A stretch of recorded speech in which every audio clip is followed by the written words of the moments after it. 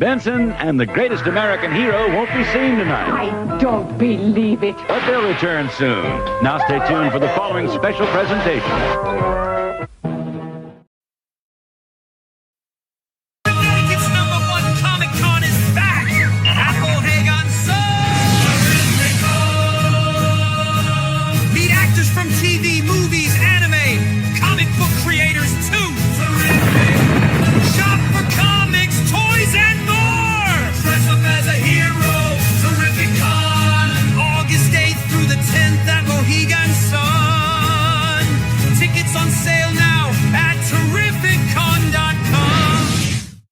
Kingdom Come is 4 separate issues, 48 pages apiece. It was an all-immersive kind of lifestyle for me. It blew people away. I mean, this was the most sought-after book there was. This was something very new, very different. No one had seen anything like that at that scale before. It was amazing. I never thought from anything that people would still be talking about this book 25 years later.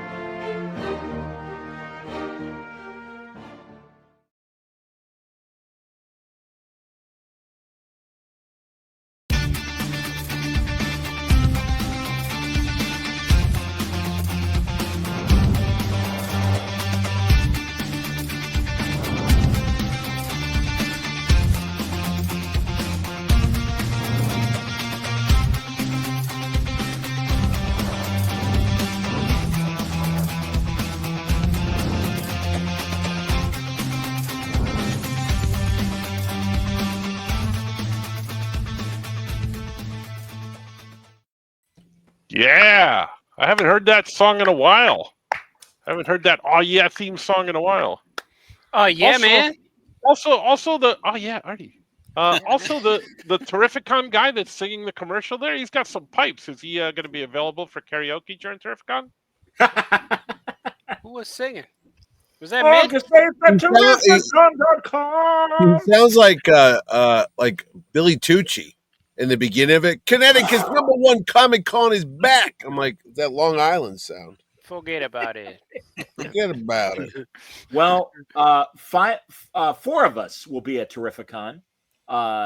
Mitch, of course, Franco, Artie, myself, and say it again, Mitch. Excuse me. I said that's it. Yeah, 4 of you. Yes. And Wayne will be on assignment, and Scoot will be on assignment, unfortunately. Oh yeah, But, yeah. Welcome everybody back to another Oh Yeah podcast, and we got the Trek Watch guys as well. But we are here to only talk about Superman. Great image here by Francis. Way to go, Franco. Oh, thank you. I like it. It's good. Spoilers. We're going to be talking spoilers. Yeah, all the way. What about Stephen Colbert just got canceled? I just saw that. Did he really? We were talking about that off the air. Yes, sir. Finally. It's about time. I was just going to start watching them too. After 10 years. We'll discuss that another day. No, I want us to talk about Superman, and not only amongst ourselves, but of course we welcome everyone in the chat to join us as well and give us your thoughts on the movie. You can spoil if you want to, because we're going to spoil. And right off the bat, you'll be shocked, gentlemen, because I always have my nitpicks. 5 out of 5. I thought it was an excellent movie. Oh yeah, man. Wait, Johnny liked it? He didn't. He was all in on the Snyderverse, so I was expecting him to hate this one. Did you have one of those? You were all in on the Snyderverse. I was not all in on the Snyderverse. Well, I was all into Henry Cavill, but not the Snyderverse. Neck-breaking movies. You know, before we all saw Superman, I did replay our Oh Yeah review of Man of Steel. Oh yeah. We liked it. I will ask the defendant to listen to the tape, sir. Yeah, I know. But if a better movie comes along, I'm gonna like it better. Oh, sure. You know. Yeah, that was the only Superman we had, so I was gonna like it. Yeah, there was just those even though there was Jonathan Kent. Yeah. You know, he's no, don't save me. It's kind of like these movies have to sink in, and then you think about it, and then you realize that if you like it or not. The same thing happens with Star Wars. A month or two goes by, and you're like, you know what? That could have did this better. I agree, Artie. Man of Steel. It's like one of those. It's like it's like you've been drinking black coffee all these years, right? Yeah. Just black coffee, straight black coffee, right? No sugar, no But then cream. all of a sudden, someone gives you cream and sugar and gives you like a Danish muffin to go with it, or something. Oh. Now you've got something else and something better, and you're like, ooh, this is what it could be, right? Yeah. Uh-huh. When you say Danish muffin, is that like Lara Voorhees, the former Supergirl of Smallville? Yeah, she's a Danish muffin. She is a Danish muffin, absolutely. Boy, I'd like to. She's still flying, I think. She ordered a fleet of taxi cabs, I heard. Because of the movie, they've been on Facebook. I've been seeing a lot of clips of her Smallville episodes, and that's made her. She's good. She was a good Supergirl. Yeah. Helen Slater Supergirl came out and said she loved this movie. Really? She gave it some thumbs up. Yeah. Unlike a certain former Superman that couldn't wait to start crapping on the movie. He didn't even see it, and he already had his opinions. That's the thing. Like, what the heck, man? I said, you know better than that, my friend. Yeah, but whatever. He's very a stupid fish. He's a stupid fish. That's all I gotta say. Yeah, he's a dumb bass. A son of a fish. Yeah, stupid fish. Should we go around the horn and just get the initial, how many stars for the movie or whatever? Go horny. Yeah. I said 5 out of 5. Oh yeah. Well, I go 4.5 out of 5 because there's some issues, but I liked it a lot. A lot. Yeah. Oh, I agree with Franco. 4.5 out of 5. There's little nitpicks, but it was a really good movie. It was actually, it's strange going into a movie and having fun, and it's a Warner Brothers movie. Yeah. Yeah, I would say. Depends on what theater 4. you go to, but yeah. 4 out of 5 for me, and it's right behind. The best one still is the '78 Superman for me, but this is the next one for me. This was really good, really fun. It wasn't Batman versus Superman for you. That wasn't it. Do you bleed, Scoot? And we took our kids, and they liked it. 5-year-old and a 9-year-old, so that was good too. Couldn't take them to Man of Steel or Batman v Superman. So, yeah. What do you think, Mitch? I give it a 3.5 out of 5. All right, we'll get into detail, but I respect that. And Arthur, I liked it a lot. It's almost 4.5, 4.75 out of 5. And there's I put it right there with it's my third favorite, Superman 1 and 2, and this one's leaning on Superman 2, and it's kind of like pushing Man of Steel, like stop touching me, kind of like it's wedged in there. But it was. Yeah, I liked it a lot. It's a movie that when you watch it, you come home and 3 days later you're still thinking about it, and I really liked it. And I had to talk to the boy. I took the boys, and before I talked to them, I told them who Superman was and who Lex Luthor was, and I told Luthor, Lois, and Superman. I explained to them the characters, and that's what the movie was. And when we came home, they said Dad, that's exactly what you said Luthor should be. Like, yeah. So it was there, man. I liked it. Well, the good thing about this was that you didn't need to do that. I mean, you could go in and understand exactly what's happening. Right. Because it really did give me the feeling of those days when I was a kid going to the spinner rack and picking up a random comic and just opening it, and it was in the middle of a story. And you kind of find your way through it. And everything is explained as you go through, and I enjoyed it. It was a real comic book movie. Yeah, it was kind of like Star Wars. Like the first Star Wars movie. Yeah. We were just dropped right into it. And that's what I loved about it. Yeah. Mm-hmm. Yeah, at first you didn't have to see Vader. Krypton blow up again. That's Wayne, you read my mind, because honestly, I have seen some people like, well, they should have had the origin. No, that's okay. Not necessary. They showed enough of it. Yeah. And also by now, we know, and also you didn't need to know more than that. So I don't understand. I really don't understand. Like, I want to take my dad's a big Superman fan, George Reeves guy. And like that's going forward. So like when I want to take him, but the movie to me is like, it's great for anyone who loves Superman, but I'm not sure if my mom and dad are going to be able to understand the movie with the modern effects, like all the CGI, and just it moves too fast maybe for older audience.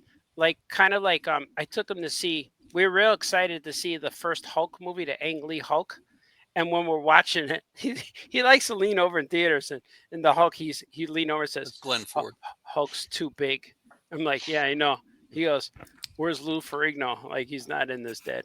Like, that's not how he got his powers. And like so I think this movie will, like, my parents will love the Superman character, but I don't know if the rest is going to, like, when they go into that pocket world, I don't know if that's going to lose a casual audience, especially older George Reeves type audience guys.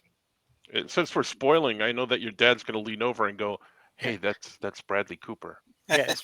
Isn't that Bradley Cooper? He should have been Indiana Jones. I know, Dad. Shh, let's watch the movie. Yeah, I think the time's up now. He was my pick, though. I'm leaning more Ryan Gosling, but he's losing steam too. Yeah. Chris is asking if original art liked those dogs that fought the Hulk. They didn't like any of the movie. We watched that, and they're like, my dads were walking out. What you think? My mom's always says, "That was awesome, right?" And like, she is not sure. And then my dad like, I don't think I liked it. I don't think it was good. It wasn't the way the Hulk should be. I'm like, yeah, I know. He wasn't even hitchhiking. Like, it wasn't it. And they didn't play the song. And but I took him to see that second one with Ed Norton. Ed Norton? Yeah, Ed Norton. I was gonna call him Mike Norton. I saw that one where Mike Norton turns into Hulk, but they like that one better. Yeah, it was a little better. But mentioning Jor-El in the message, I loved that, both the misunderstanding of it, because it reminded me of one of my favorite Smallville scenes when Christopher Reeve was on Smallville and they decipher the message, and Clark's all freaked out, and Jonathan's like, "Hey, you're my son. That's not going to happen. Don't worry about it." And also, in this era of fake news, I mean, that's how I took it. And I hope that we get an explanation either in the next Superman movie, whenever that is, because of the slate of movies Gunn is planning on doing. We might wait a couple of years, maybe even 4 or 5 years for the next Superman movie, but also maybe they'll address it in Supergirl next year. But I hope he's even in when the engineer deciphers the message, there's still a glitch. If you watch carefully, there's still a glitch. So there's still stuff missing. So I wasn't convinced all the way, but for story purposes, it worked, and it made sense why that happened and why he did it. Yeah, Lex could still be lying. It could be. And you remember on I heard a lot of reviews saying, where did that come from? And everyone thinks it's original idea, but they played that in Smallville. Remember when he heard the message and it was Terrence Stamp's voice in Smallville, and Terrence Stamp played Jor-El on The Voice, and he told me he was there to destroy and take over and make it a new Krypton. So that was a cool shout out. When I heard that, I knew, I called it right away. That's cool. I didn't lean over to my kid. That's from Smallville. I didn't ruin it. I try not to do that. This is the same director as Guardians of the Galaxy. Yeah. Like, where's Kevin Costner? He's not in this one. Yeah.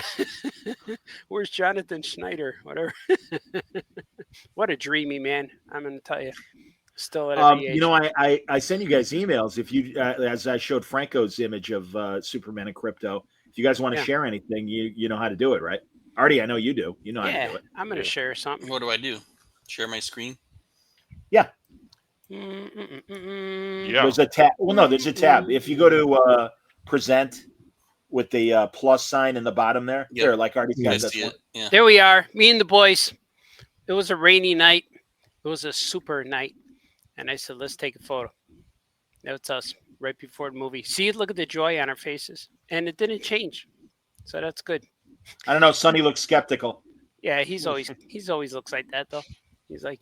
He's confused sometimes. I got my my 13th Dimension article coming out tomorrow, all about this Superman movie, and I documented my whole day with my family when we went to go see it. So look on 13thdimension.com tomorrow morning.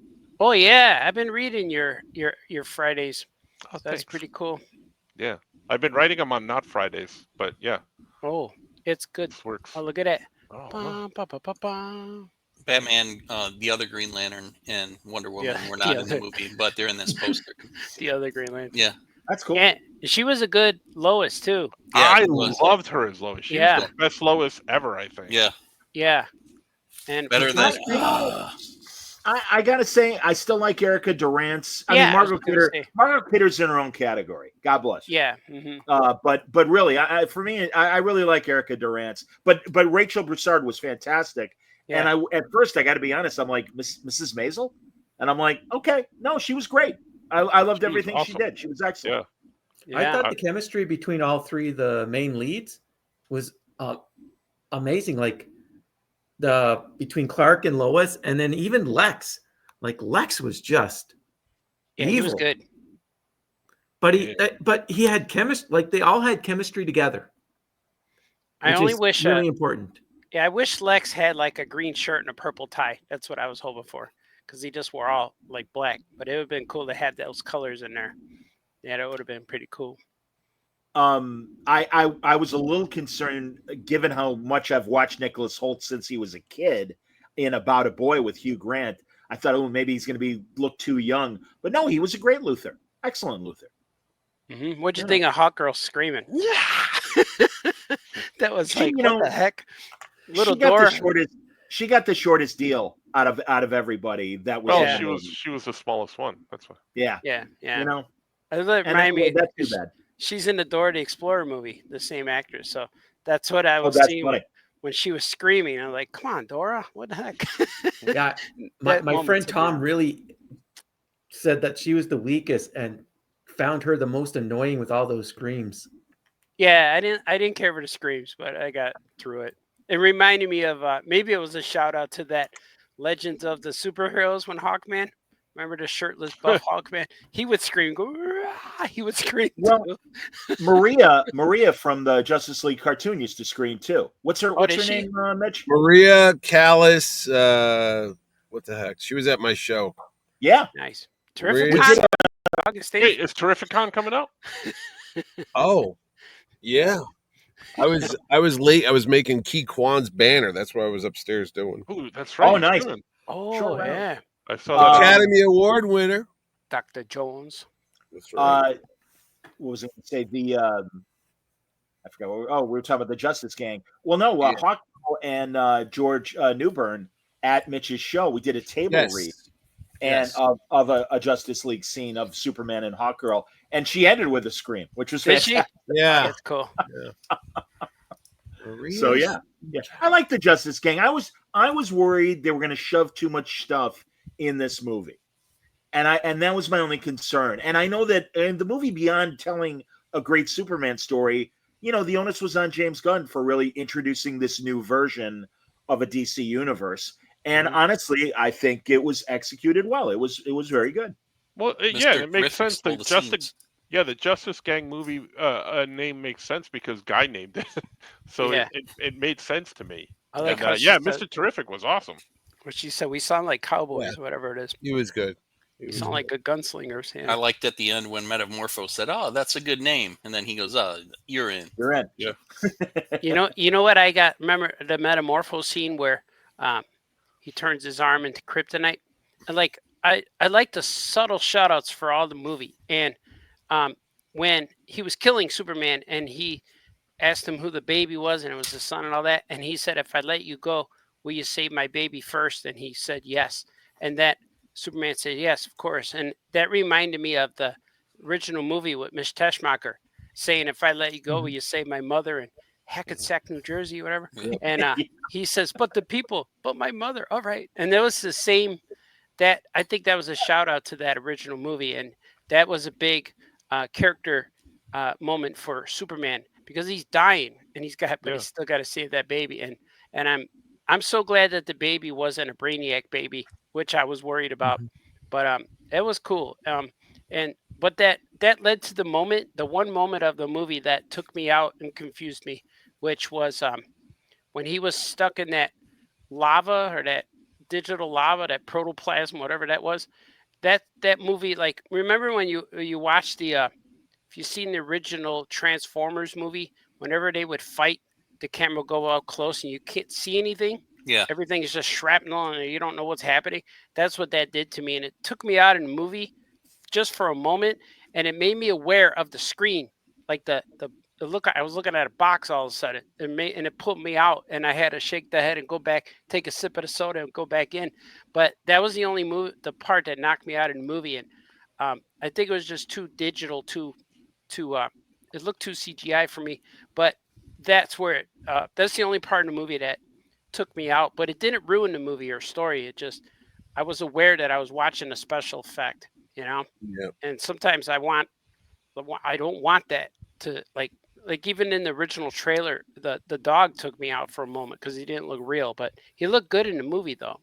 And so I don't know if they fixed him up or I just got used to it, but he looked good in the movie. Well, in the trailer, they showed that shot of Superman flying right at you, and his eyes were a little wonky. And James Gunn I saw an interview with him saying that he took that out because the effects weren't finished on that. It was just for the for the trailer basically. So he announced to everybody that that shot's not going to be in the movie. Yeah, we're gonna because he wasn't happy with it and everything, and wound up taking it out. So that happens. I get it. Yeah, and even his eyes, corn sweat. His eyes are a little bit off kilter, but I like that about him because he's imperfect a little bit. And even the moment where the fans were like, "Go to hell, Superman!" They threw rocks at his head. Well, in the trailer, he blinked. Yeah, and in the movie, he just he wouldn't flinch at all. Yeah, he didn't move in the movie. Yeah, I noticed that too. So that was cool, and I almost feel like the trailer showed too much. It would have been good if they didn't show us. Way too many commercials, way too many trailers, way too many scenes. And I get it. Listen, it's unfortunately in today's pop culture world and commercial pop culture world, these are products first, movies and television shows second. Right. And that's too bad. But back to Metamorpho for a second though. Yeah, I loved that it was they cut to Sapphire and the Stag organization. And not necessary, but it was fantastic. And it's, again, for us, the people in the know, it's like, wow, they're even showing Sapphire. That's fantastic. And I like it's, there's a lot of deep cuts like that for fans. And even using Mr. Terrific, like the general audience don't know who that guy is. Like I know he's a character, but I don't know him. Like I don't know what he does. But it was cool to learn his powers with those spheres, and he sits on that little wheelchair thing. And but it was cool to see him, and I'm glad he was more of a main role. Like he helped Lois and stuff, and he was more of out of the three Justice League guys, he was more the man they focused on, the character they focused. So it was cool to see him. But that's so James Gunn, right? Like when Guardians of the Galaxy was announced, everybody's like, "What the hell? You're making a movie about these guys? Why are you doing?" All the comic people were saying that, and then people were like, "We don't know anything about this." Went in and came away loving that movie. Same thing with Mr. Terrific. Outside of comics, how many people know who Mr. Terrific is? Yeah, right. And they come out of this movie going, "Wow, he was a badass." Yeah, he was pretty cool. It's going to be. Oh, good. Yeah. No, even in comics, like Art was saying, I read comics, and he's hardly ever in the stories. I remember more from the cartoons, like Justice League cartoon. Yeah. He was on Arrow. He was on the Arrow show for 4 seasons because I had him in my show. He was a big deal back then. And also in the comics, he leads the Justice Society. And also, that typical, like how Hank Pym is the 3rd or 4th smartest guy in the Marvel universe. Yeah. Supposedly behind Bruce Wayne and Luthor, Michael Holt, Mr. Terrific, is there. And also the actor that played him in the movie, he's in For All Mankind on Apple, and is this like amazing kind of Steve Jobs billionaire that is funding an independent shot to Mars, and is very important in the most recent 2 seasons. But yeah, he's an excellent actor, and I thought he was fantastic as Mr. Terrific. I know my friend loved the fight scene with Mr. Terrific. Thought it was one of the best in the movie when he had the T-spears, just basically taking out all the Luthor guards. And I love that they just stayed on Lois, and her reaction was like, she knows what Superman can do. Yeah. She's seen him in action. And she doesn't really know about Mr. Terrific, and she's watching this going, "What the hell is happening right now?" I love that. Yeah, that was cool. And the thing I'm looking forward to is having kids with that paint on their face at shows, dressed up, walking like Mr. Terrific. Go ahead, Mitch. Can I figure this out? Yeah. I saw it twice. Nice. Okay. I saw it with the guy whose name's up on the credits, Jerry Ordway, because at the end it says special thanks. He knows more about Superman than anybody in this room right now because he fucking. I don't know about that, but go ahead. Yeah, whatever. He got a paycheck for it for years. Yeah, he did. So anyway, the lights come up. We saw it at the Amazon sneak preview. So it was a sold out theater. It was at the IMAX. 70% of the people in the audience had the Superman shirts. I saw people I haven't seen for years. Everybody's, screaming, yeah. The opening thing, they hear the Superman, everyone's, it's clapping, right? At the end of the theater, I didn't hear much clapping. They clapped at the end when the credits came up. Jerry's there. This is Jerry Ordway. Pollyanna loves every movie, no matter how bad it is. Mm-hmm. He loves it, and I've been with him. Franco and I've seen Craven the Hunter, Madam Web. We've seen a lot of pieces of PO shit, and he says, "Oh, it's not that bad." No, it is, Jerry.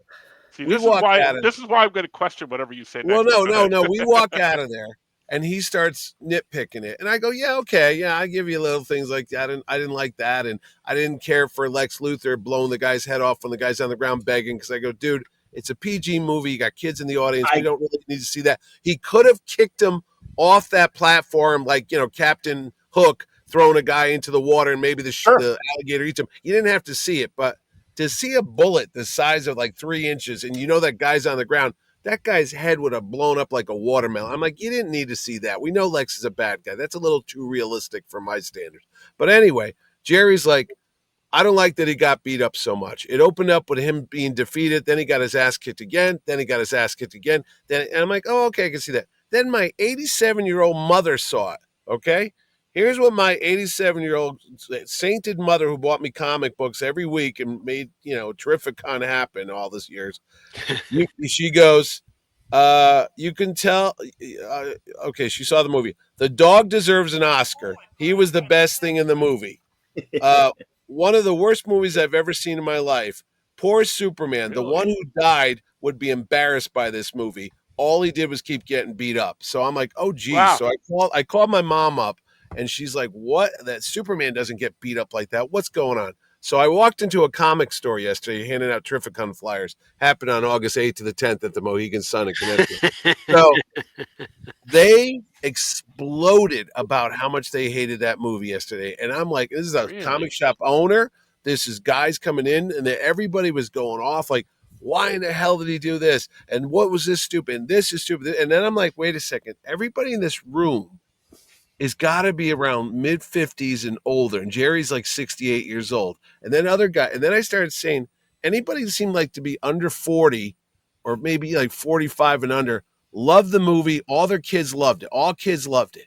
Mm-hmm. But anybody over a certain age that remembers, like, I don't know, maybe even George Reeves or something, there was a disdain. They didn't like it. They wanted to like it more. That's all they keep saying. I was really wanting to like it more. I was looking forward to this. I was so disappointed. And I'm like, I think it's a generational weird thing going on here because young kids love it. Older guys detest this movie. I saw the guy, Mike Francesa. He's a sports guy. He did a video for about 30 minutes about how bad this movie was and screamed about it. Oh, yeah, I saw that. Whoa, what's going on? Oh, no, it's something to see. He's like, were they on drugs? What the hell were they? Who is this? Why is Lois Lane in space? What's going? And he just goes on and on and on. And I'm like, jeez. He wanted Lois to be rescued by Superman also. He was like, where's the wink, wink, nod, nod? Well, that tells you the mentality right there. Go ahead. Yeah. No, Francesa's not an asshole because I've listened to this guy for 40 years. He's pretty smart when it comes to stuff, okay? He might like this, he might like that, but everybody's entitled to their opinion, so don't go off on people, Franco. No, but I'll tell you right now, that movie, I am his head off. They should have done this. They shouldn't have done that. So as far as Mike Francesa goes, he plays in my sports arena, and yes, he's a bigger player, but that said, no, he is not a great guy. Okay. Whatever. He's still been on the radio for 40 years now. So I like him. So anyway, I do too. I don't know who he is. He's got longevity. So anyway, what the hell's going on here? Now, Guardians of the Galaxy is one of my favorite movies. Of all the Marvel movies, Guardians are up there. Guardians 1 and 2, not so much 3, but I love those movies. I love 3. I just watched it the other day. Okay, whatever. I like ice creams. Who gives a shit? So anyway, listen to me. We're trying to figure out why there's so much upsetness with this Superman thing. I mean, I'm talking about vehemently. Richard Pinney from ElfQuest, boom, he blew this thing out of the water. there's a couple other comic guys. I'm trying to think of some of the older that they just like, what the hell was this? Why is this? Why did they do this to Superman? Blah, blah, blah, blah, blah, blah, blah. It's going to be interesting in 3 weeks at Terrificon because I got so many Superman guys coming there. I got Jurgens. I got Tom King. Now, Tom King's a company man. They're basing Supergirl on his book. I don't picture him throwing any shade on Gunn because that's his paycheck. He's going to say whatever. But these older guys like Ordway, they're not in love with this picture, and I'm wondering what happened. Where's the disconnect?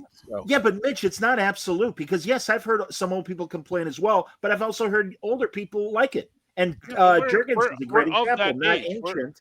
Hold on, not but Jurgens is an older fan and obviously has been around almost as long as Jerry, if he's a little younger. But regardless, I agree. It is people with those preconceived notions. My buddy Don, who chimes in a lot on these broadcasts. Yeah, he said exactly what Ordway said. I didn't like him getting beat up and all that stuff. And I'm sure that echoed in the comic store as well. But I feel that he can't be too powerful. That's kind of like why I liked Tyler Hoechlin. Tyler Hoechlin. Yes, we'll be at Terrificon on August 8th to the 10th. Yeah, he will. And but no, I like the times that Superman needs to hit somebody that can hit him and hurt him. I want to see him in more even fights. Of course, I want to see him win, but he doesn't have. And that's what was so great about the initial trailer. And it's like, what the hell, man? He just hit the ice and he's bleeding. What the hell hit him?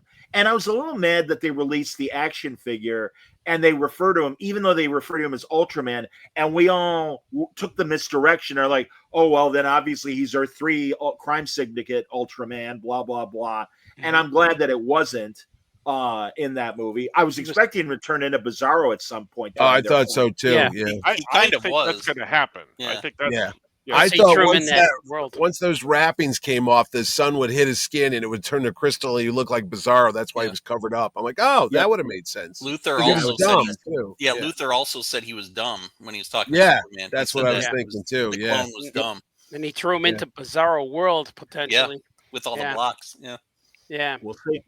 But no, the other thing I heard was the dog saved everything. I heard that from Jerry. He goes, the dog saved him from that lava stuff that Artie was talking about. The dog saved him from the Ultraman because it's like, wait, the dog has to destroy those remote drones or whatever, and that's what knocked him out. He's like, why didn't you see that earlier? The dog. So he's like, why are they pushing the dog so much? I go, the dog, if you're a little kid, if you're 8 or 10 years old, you probably love Crypto. You ran home and bought the toy. You got the T-shirt. You love the dog. And I go, sometimes you have to remember. Adoptions, I'm sorry to the adoptions went through the roof. Through the roof. I said, you got to remember sometimes when you were 7 years old, I remember saw Star Wars. My mother fell asleep in it, thought it was the dumbest movie she ever saw. I was 10 years old. I couldn't wait to go see it again. And I saw it 13 times that summer. Sometimes it's like, they just don't get it. You know what I mean? They're like, no, this is a piece of crap. And I'm like, I think it's great. So as I said earlier, these things are products first, movies and TV second. As soon as we saw Crypto in the trailer, it's like, all right, Crypto plushie in 5, 4, 3, 2. And that's great. That's wonderful because you want fine if the old farts don't like it. You want kids to like this. And obviously, Scoot, I want to ask regarding, because I agree with Mitch completely. When the guy got shot in the head, I'm like, damn, man, little kids might be watching this. Did they blink? Were they scared? Yeah, so my son, who's 9, he kind of like jumped, and I was like, oh, are you okay? Like, I leaned over, and he's like, I didn't know he was that mean. Yeah. So it kind of emphasized how mean Luther was, you know? So then by the end, he wanted him to get... Yeah, so but the same thing, I would argue the same thing would happen in Star Wars with Darth Vader, and like, oh, that guy's really mean because he's slicing people up and down all over the place. Yeah, but a gun is a realistic thing. People get shot too much. I mean, lightsabers ain't real, so I'm not worried about that. You know what, Mitch? I'm changing my score to 3 out of 5 now. Just listening to you. No. But it's like Artie, I love you. You are the biggest contrarian. No. We all had, a movie, and Artie's like, I actually liked it. So. No, but I like them all. Yeah, I know. No, we're in a fantasy world where it's not real, of course. So why do you have to have a realistic death? Like I said, you could have shoved the guy off the thing, and he could have fallen into a pit, like Superman but it wouldn't have worked because he wanted to torture Superman.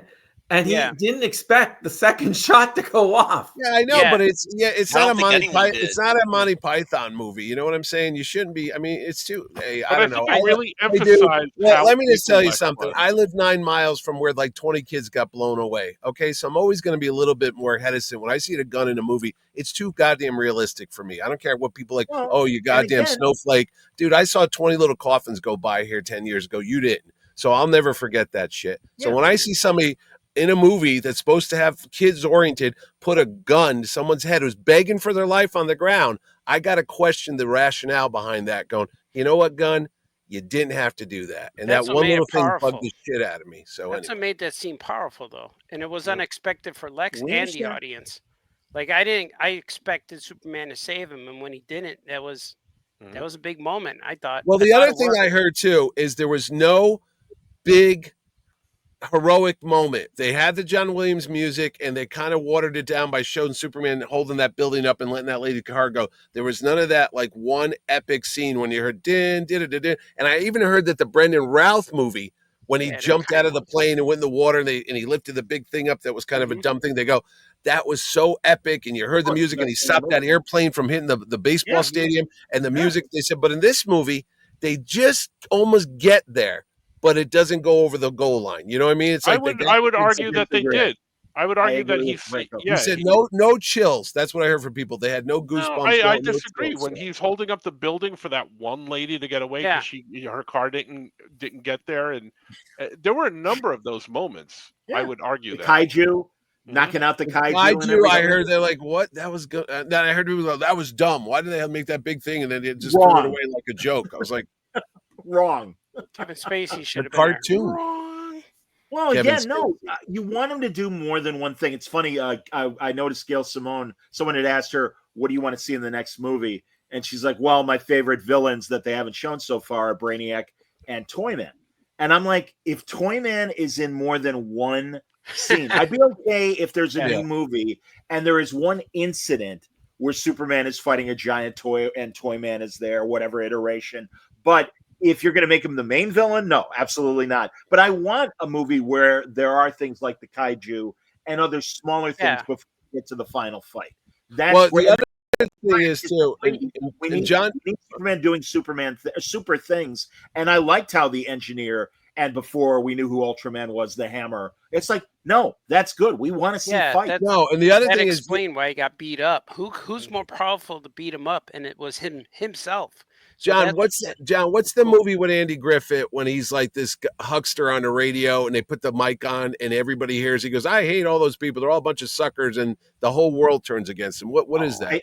Face in the crowd. Face in the crowd. So Great movie. remember when they're fooling around with the tape recorder and it's one of those things when you watch a movie when you go, oh, I don't know how to use a gun, and they really play it up. You're like, well, that's probably going to come into play at the end of the movie for some reason. Like, oh, now he's going to use a gun. When he couldn't turn the tape recorder off and he's like, fooling with the buttons.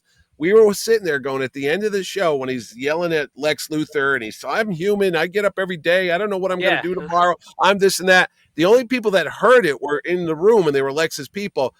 We were saying they should have had that tape recorder pop up again and it broadcasted throughout the world. And everybody heard how Superman was just like everyone else. Like he had doubts, he had fears. He was afraid to get up in the morning. And then Luthor could have said, who the freak cares? You're nothing. You're that. And then everybody would have turned against Luthor and said, hey, screw you, Lex. He's like us. He is vulnerable. He is one of us. Screw you, you piece of crap. And then we even said it better. Lex had a tear coming down his eyes. People were like, what the hell was that? And I go, I think he was almost having a breakdown because he was losing everything. That's what I thought. Not that he was crying. Yeah, we talked about that the other day because you were like, what was that all about? And to me, that was his frustration at losing. He's like, I can't believe I just lost to this guy. And that single tear was like, you could just see him. And that's what that was to me. Yeah, I like Lex. I agree. I'm on his side. I wanted him to jump out the window. I said at that point, because Mr. Terrific was on one side, Superman was coming towards him, and there's this big glass window, like a Hudsucker Proxy moment. He could have just turned and said, you'll never get me, you alien scum, and jumped out the window, and not to kill himself, but that armor, what was it, the Hammer of Bavaria, whatever the hell it was called, could have come out of nowhere, purple and green, just like a comic book. Yeah. And it could have like clicked on him like Iron Man, and he's trying to take away. And just before he takes away, you hear it, din, din, din, din, din, and Superman grabs him by the back of the collar and goes, "Not today, Luthor. You're going to pay for what you've done." And if you're going to be Super Friends comic book shit, you throw him in a jail cell right then and there. And that would have been good enough, But gentlemen, arrest this man. Right. Yeah, arrest this man, exactly. Thank you, Superman. I am gonna you've knocked the theme a couple times. I'm gonna defend this theme up and down, right and left, because my former student was the composer, Dave Fleming. Yeah, I know you said that. That's great. Oh wow, that's fantastic, man. And he listens to this podcast too. It was the right amount of reverence to John Williams because, hey man, it's like the Star Wars stuff and the Indiana Jones stuff. It's like, I'm sorry, it has to be it's the James Bond theme. It has to be in there. So because I forget someone else who was saying, yeah, the movie kind of took me out. In fact, my buddy, it wasn't Rob Burnett, it was one of his people that came on, and I'm like, it didn't take me out of the movie at all. By the way, Dave Fowley, Chicago critic, two things. He says, first, how about Hawk Girl dropping the president of Bavaria? That's right. She killed him. Right, but did she? By the way, that guy looked like Larry from the Three Stooges. Did he look like crazy Vincent Scarapelli or something from the old days? Professor Edwin Corey. Yes, exactly. Hey, I'm gonna screw up this third world country, Mo. I hope nobody. Exactly. Yeah, he looked like Larry Fine. That's it. I was like, I've seen this guy. Who is he? God damn, it's Larry Fine. Come on, man. Absolutely. Oh no! Now I'll never unsee that. I actually for the twice I saw it. I'm making a deal with Lex Luthor. You know what's interesting that David just said about that message? Oh, if I can't screw real fast, hold on, because I want to read it for the audio audience so they know what we're talking about. I wanted him to address the second part of the message from his biological parents to the world, but kind of left that unresolved. I think on purpose. Go ahead, Scoot. What were you going to say? Yeah, so just jumping ahead a little bit, but so Supergirl was obviously in the comics canon. She was alive and she knew his parents. So you think the way she's behaving is a little bit because she knew how they were, maybe? Or because wouldn't he have talked to her about like, hey, what were my parents really like, Well, I as I said, I hope it's resolved in the Supergirl movie because it is next. I don't know. It's I like. By the way, let's talk about Supergirl because I certainly know people were like, "Come on, she called her bitch or him bitch." I love her. Yeah, I did too. Yeah, and also knowing what Tom King's story is about, I think we're gonna get initially Party Girl, and then she's gonna hit some interplanetary problem, and she's gonna have to be mature.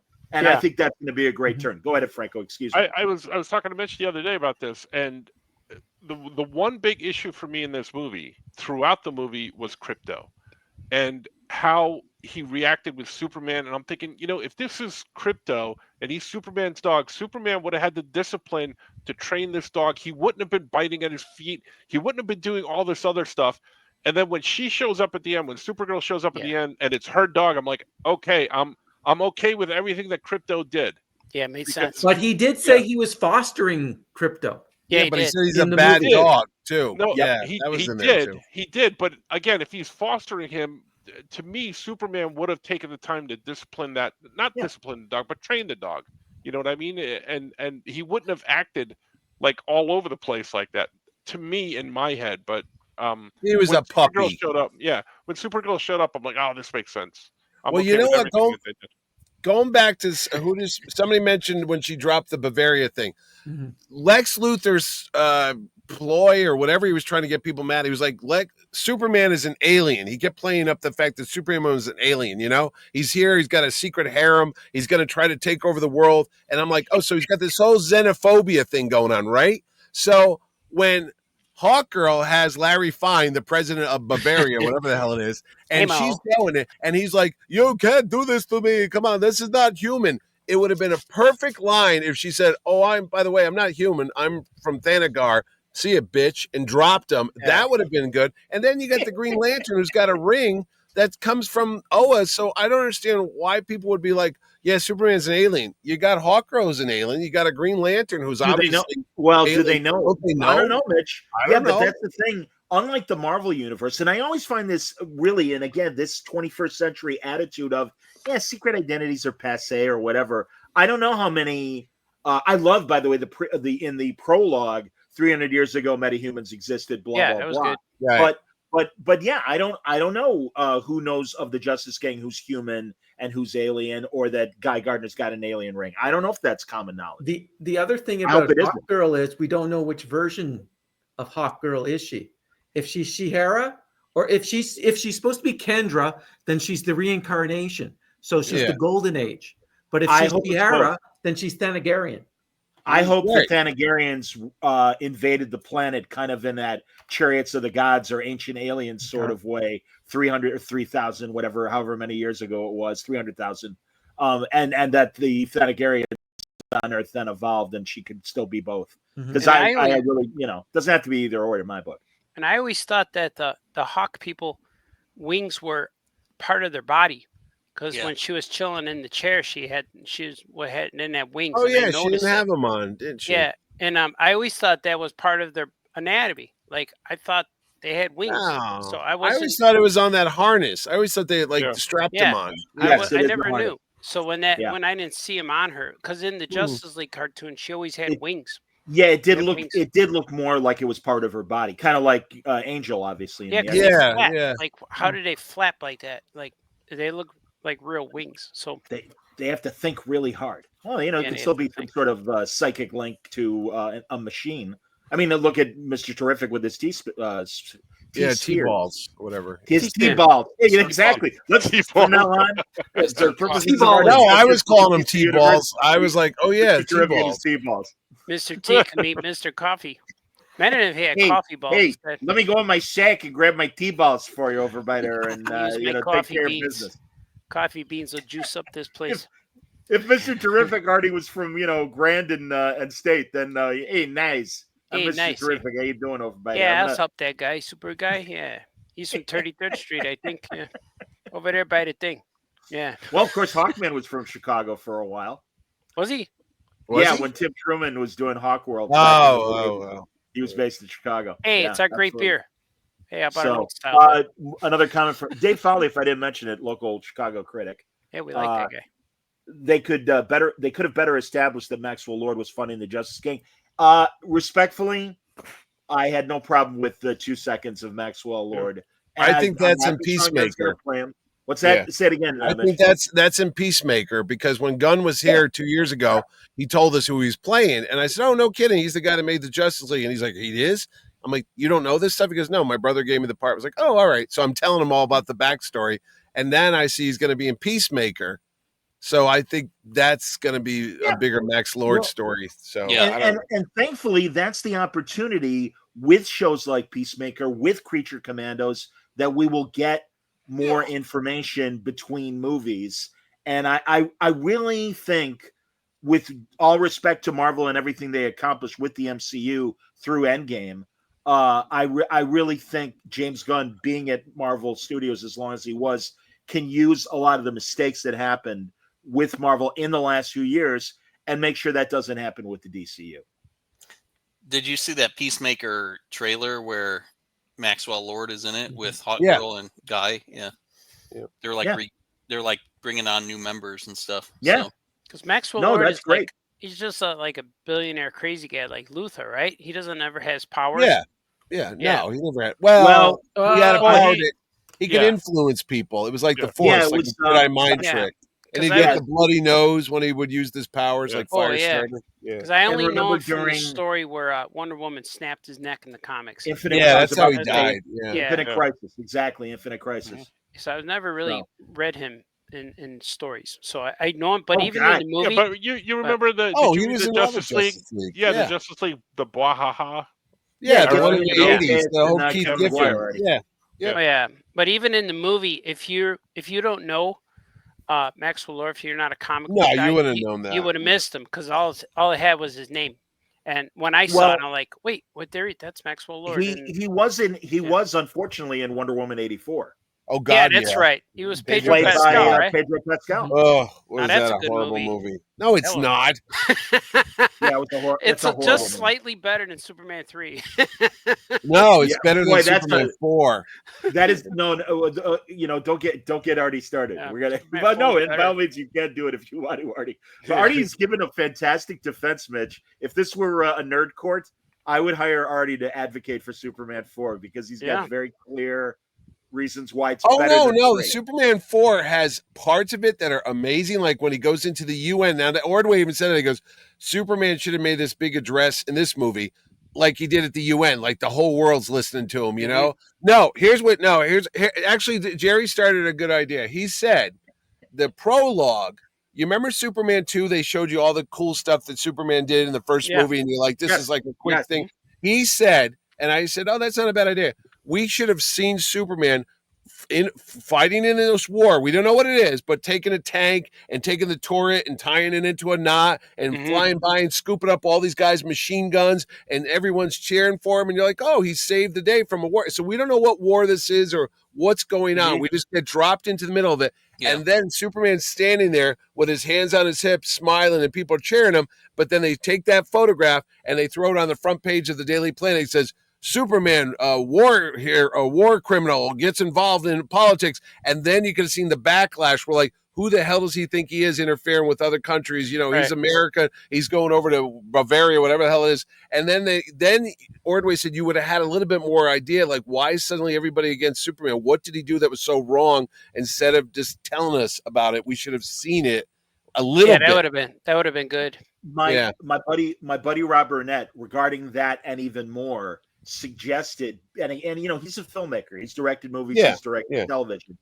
Rob is like, I suspect there is a director's cut or at least a lot of other footage, and what we got was cut down, because I agree that that would have been interesting as a prologue, but also I would have liked to have seen a hell of a lot more of the Daily Planet in general. And they didn't hire Wendell Davis to be Perry White for the 30 seconds that he had. Exactly. Yeah. Yeah, they were in two quick scenes. Yeah, because I had a lot of people saying, why would she take the entire publishing department of the Daily Planet with her on that spaceship? It's like, what are you doing here? It made no sense. Like, why are they the only ones going? I'm like, well, it's a movie. They weren't evacuating like everybody else because they were still doing the story. So then she's like, got the thing up there. We can get out of here. That's why Lombard, like he was like, Steve Lombard was trying to get out of there. And then he's like, oh, we have room for one more. And he's like, yeah, it's awesome. Like, That's because we never got that. Yeah.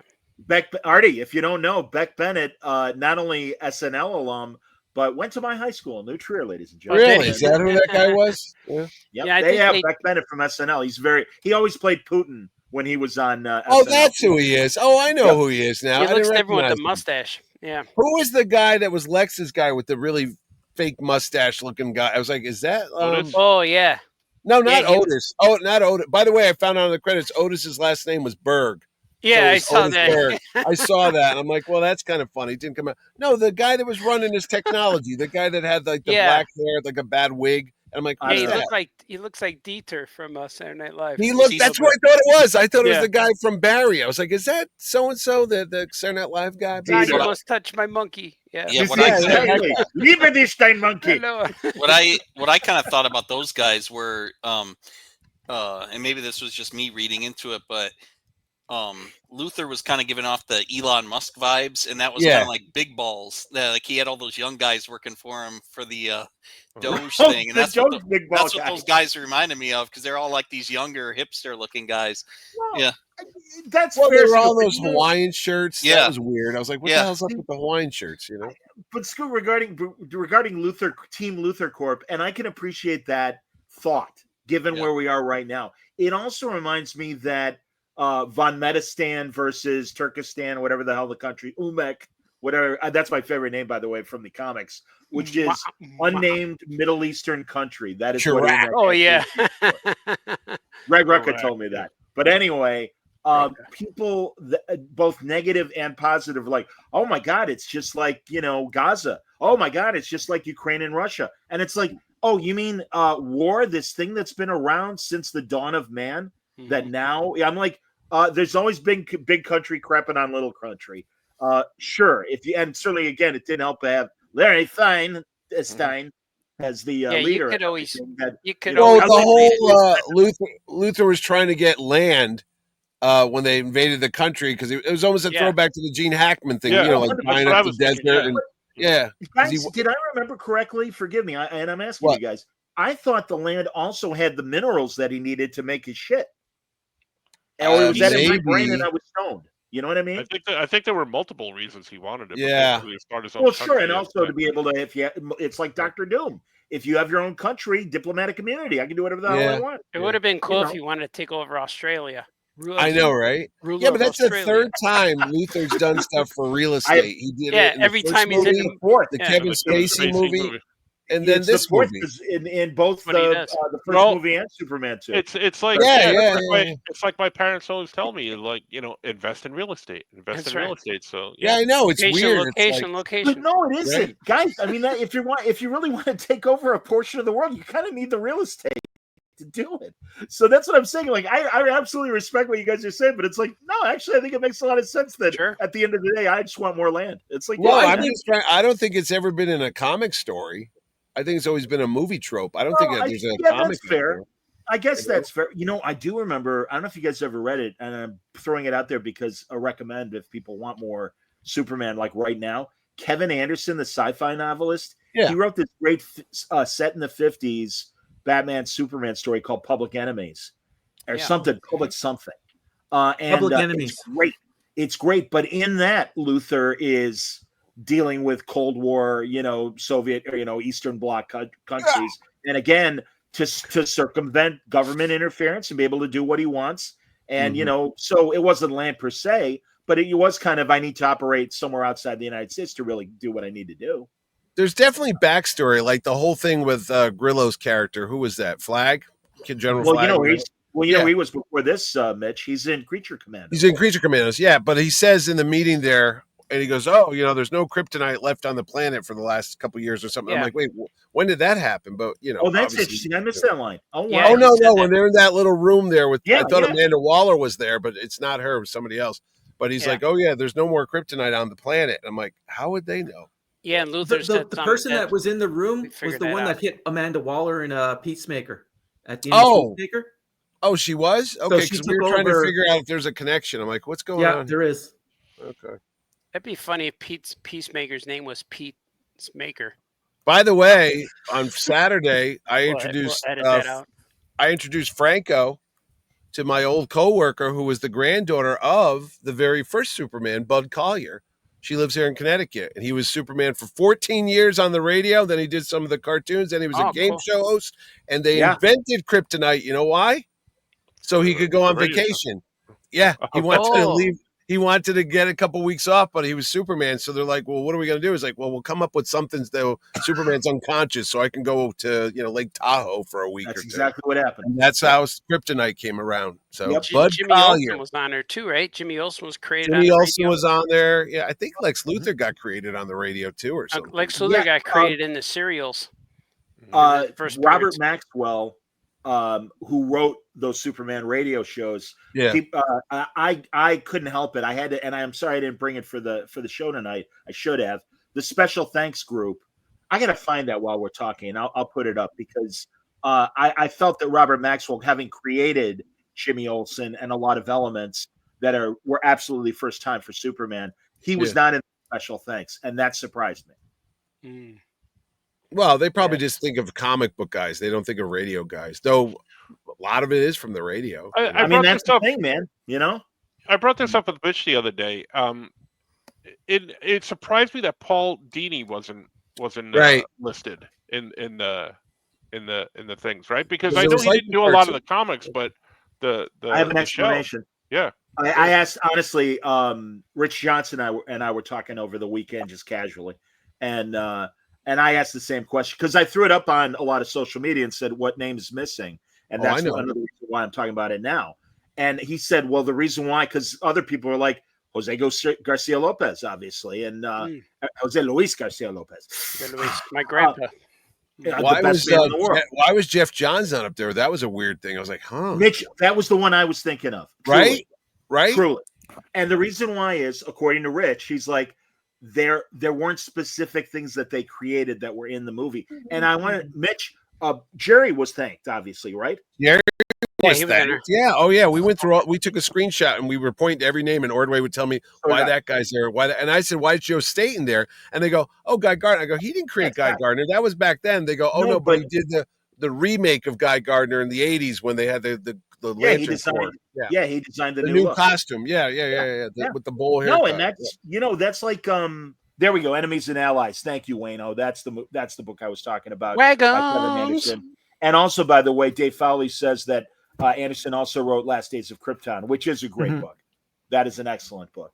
So, by the way, loved Jimmy Olsen and how important he was in the story. A player. He's a horn dog. Yeah, and that's fantastic. Absolutely, he's a sex machine.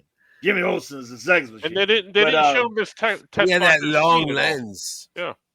Hey, I'm a big fan of Ms. Tessmacher. By the way, great introduction of her just taking the selfies. It's like, who the hell's that? I didn't realize. Yeah, that was brilliant. Yeah. I liked her caller ID. I know, Crazy Toes or whatever. Mutant Toes. Mutant Toes. Yeah. I totally understand. I was disappointed that we didn't get a shot of them to see what they look like after all that. Yeah. You have them all like gnarled and like, crossing and stuff. Yeah. But anyway, I'm a Superman Family was like so my jam when I was a kid. And those Jimmy Olsen Mr. Action stories, that's what was missing. I was really hoping somebody snidely would go, oh, check out Mr. Action over there. He's got some hot scoop. So I wish they had a line like that. But I was so happy to see Jimmy as important. I mean, don't listen, from Jeepers, Mr. Kent from the 50s to Mark, whatever his name was, from Christopher Reeve, who I love. I think he kind of likes you, Miss Lane. Yeah. But he's always awesome, man. At least he didn't get shot in the head like they did in Superman and Batman. He got killed in the beginning. Like, was that Jimmy Olsen? I know that wasn't Jimmy Olsen. And they didn't they mentioned it was him. Yeah. No, it was him. He was like a CIA operative. Yeah. I'm like, what the hell? So. But that reminds me of something that Scoot found online. Yeah, I was going to say, God, way to go, Mitch. Because really, Scoot, tell the story. Oh, you're talking about the dog? Yeah, but we can't hear you. The dog? Yeah. All right, can you hear me now? Yes. Yeah. Better. Yes, go ahead. I saw it, and I don't know if this is real. I looked it up and saw it a couple different places, but someone was asking Zack Snyder about Crypto. He's like, we actually had Crypto in Man of Steel. He had a cameo. There was a gravestone in the Kent's backyard because Jonathan had to put Crypto down when Clark was little to kind of teach him a lesson about like life and death and everything. What the hell? That makes sense. Jesus Christ. I'm glad miserable man. Yeah, I'm glad they didn't put the scene of Jonathan Kent drowning in a bag of kittens too, At the time, Jonathan was dating. I'll tell you, that Man of Steel. I don't know how you guys like Man of Steel. Ordway likes Man of Steel. I hated that movie. I'll tell you, I saw that movie opening day with my kids. They were probably like, I don't know, 8 or 10 at the time. Like in front of us. Yeah, there was a bunch of little kids, like 6, 7 years old. They all came in wearing like this red Superman capes they bought at Walmart or Target, and they were jumping up and down to see Superman. And when the lights went out, they were all excited. When those lights came up at the end of the movie, they looked like they had just witnessed a fiery squad. They were like, and I sat there and go, thanks, Zack Snyder. You just ruined comics and Superman for these little kids because they're traumatized for the rest of their life. All their capes were in the garbage on the way out. They did. They threw it away like, screw you. I'm going to watch a Batman movie, I always said that about that movie, that kids saw that Man of Steel and just saw Superman as another superhero character. And then Superman didn't impact them like they did with us. So that was that one generation grew up without a Superman. And that's what I think this Superman's going to stick. That explains all the problems of the world, Artie. Seriously, that's what's going on right now. Yeah, it's all because of Zack Snyder's Man of Steel. Because you can't do a movie where Superman and Batman meet, but they're the exact same character. Yeah, they were. Yeah. They're both mean, and every character in those movies solved everything with anger. And so Superman was never. I had the problem when I first saw the movie. When I came home from seeing the movie, I saw it at a midnight show, Man of Steel, and I came home and my wife woke up. She saw me come home and she said, "How was the movie?" And I said, "I'm not sure." She goes, "Did you like it?" I think I did. I'm not sure. And that's a movie where I kept thinking about it. It was you can't great have that looking. feeling about Superman. Yeah. Yeah, it looked great. I liked him enough, but I think the mistake was they went into Batman v Superman instead of bringing us Man of Steel 2 and 3. You Yeah. know, and like he was an introduction but he didn't have that joy. He was kind of No. searching for himself. Like he didn't know who he was. He was lost. And this movie, the proper Superman that we grew up with, didn't grow up as Krypton. He didn't grow up as Kryptonian. He grew up as a Kansas guy. So he grew up as a farm boy with good parents. Artie, so did the Henry Cavill Superman, but he grew up with a Kevin Costner. Yeah, psycho dad. Yeah, it was like, well, should I have let all those kids in the bus die? Maybe you should have. I was like, what? And even his mother said to him, "You don't know them a thing, Clark." Yeah, like really, like that's not something that. Also, who hurt Zack Snyder so bad? If it's the parents that ruined it. If they made the parents wholesome, Superman would have been a better character. And also, the whole movie's so dark. And this is me, like the movie's been out like 20 years now. You couldn't see just it. Analyze it. But what would have made that movie so much better if Superman was happier and if he was bright, his bright colors, blue and red, real bright. Yeah. And that would have contrasted him from the rest of the movie. Yeah, but even this guy said that he's wearing shorts because Superman is silly and he's an alien. So in a Zack Snyder universe, it doesn't matter. It doesn't matter what movie it is. Right. The sun barely exists. It's like it's really cloudy, and also not only visually and environmentally, but subtext wise. When he comes back after learning about Krypton and he sees Russell Crowe Jor-El, who by the way was excellent as Jor-El in Man of Steel. But all that said, he comes back, he sees Diane Lane. Mom, I know who I am. I know where I come from. Oh, that's wonderful, Clark. And it's the goddamn guy can't get 5 seconds of joy. No. Jesus, mother. I remember. Oh, son, that's wonderful. And then start crying. And also, the symbol, it's not an S. It stands for hope. Really? Well, that's the only hope that's in this stupid movie. Yeah, no. The best one was the guy's harassing the waitress at the bar, the truck driver. Yeah. And he throws the beer at Clark Kent.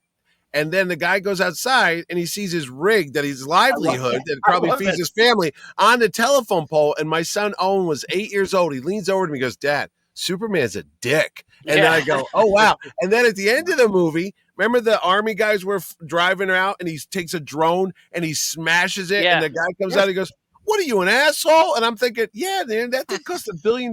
He's like, "Stop trying to follow me." It's like, what are you doing here, dude? You just made a giant crater in the ground. You made it dangerous. The shrapnel could have hit those guys. When Maloney says this man is not our enemy, and I said this actually when Art Franco and I were reviewing Man of Steel, what was missing was before that line for Henry Cavill to go, "Hey, Colonel, is everybody okay?" Right. There just needed to be a little more care. And of course, killing Zod, big mistake. Oh, please. That was the worst. Millions of people got killed in those buildings are crushing people. Thousands are getting destroyed and just whatever. And there's 4 people about to get laser beamed, and he's upset with those 4 idiots. And he grabbed, and my kid again, Owen, he should have been a screenwriter. He goes, "Why didn't he just cover his eyes?" I'm like, "What?" He goes, "Well, he's just got the same power. He could have covered his eyes or grabbed him and flown straight up into space, and that way he wouldn't have hurt anybody." I go, "What are you, a screenwriter? 8 years old?"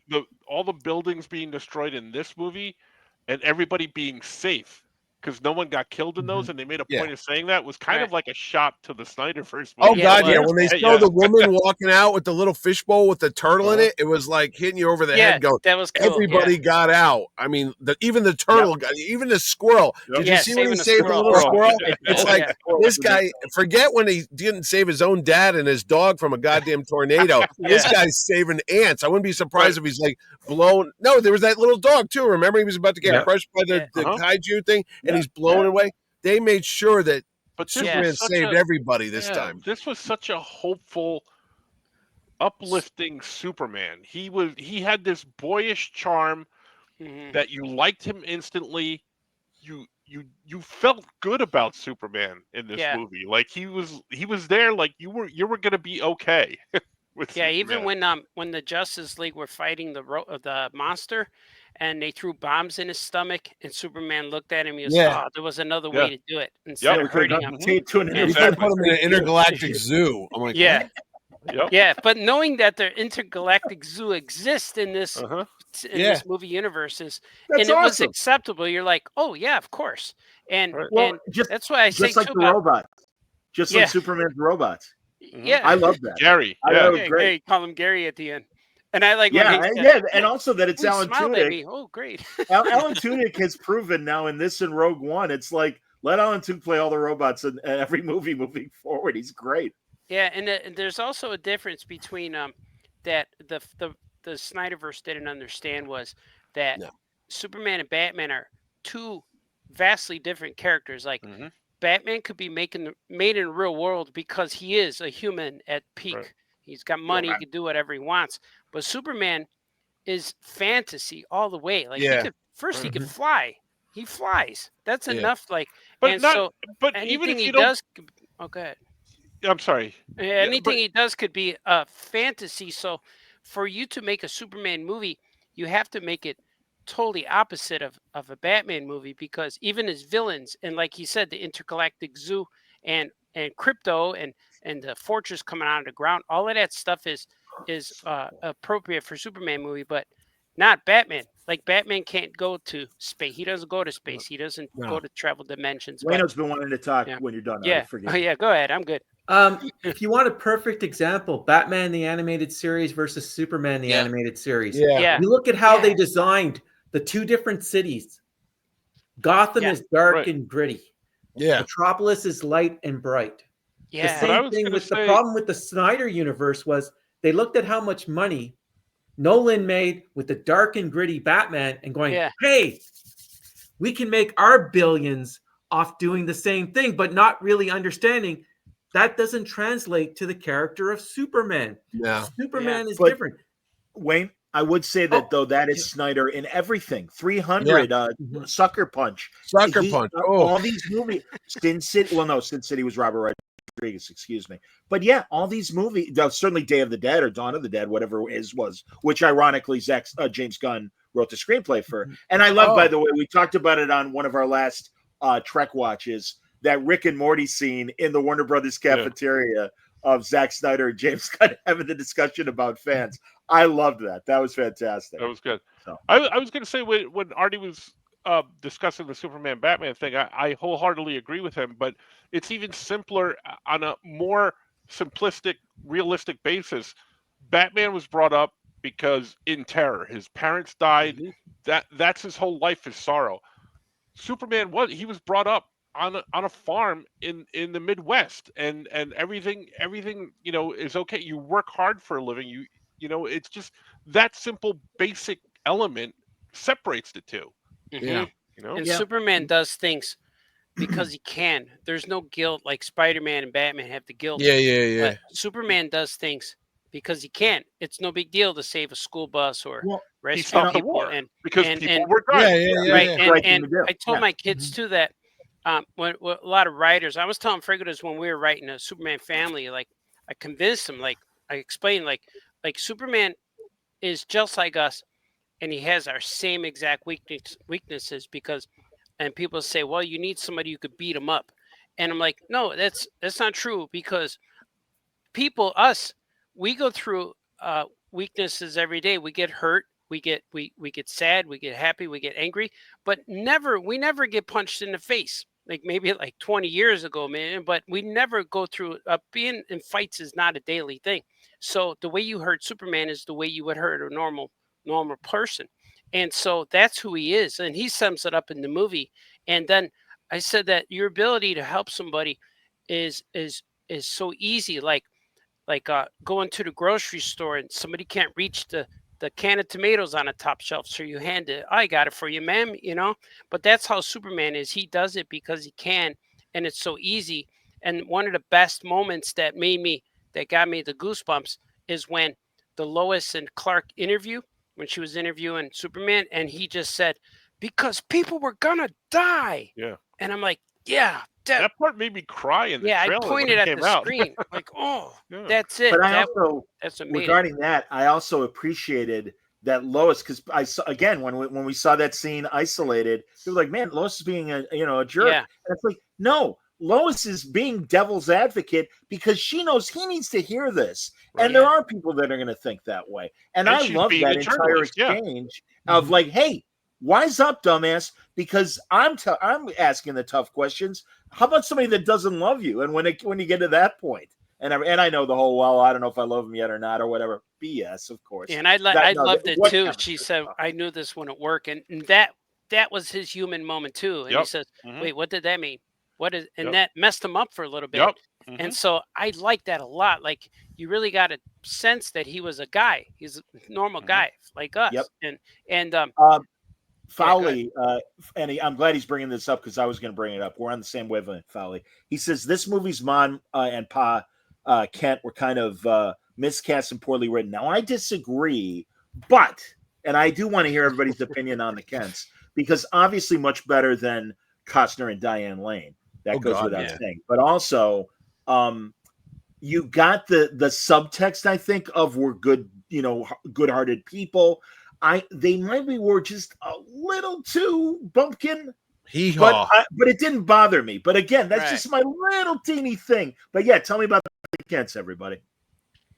The message he told his son was the heart and soul of this thing too. Like when because he was conflicted about his space parents, and then but that convinced him. Like I look forward to the day where Gordy comes up to me and I could tell him that same thing that Jonathan Kent told Clark.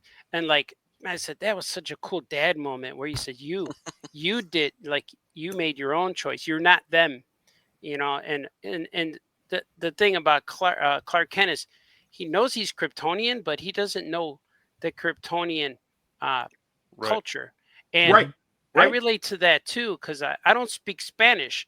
And people get mad at other people. Like, why don't you speak Spanish? I don't know. I wasn't raised that way. So it's like kind of like that. I understand that. Like, he doesn't know how to speak Kryptonese and do all this stuff. And the only image he had was that moment, that picture. And the thing I like about too, speaking of parents, is Superman the movie in 1978 was so impactful for all of Superman lore, just like Tim Burton's movie Batman was so impactful. And there's still elements that go through every movie in the history of both of these characters.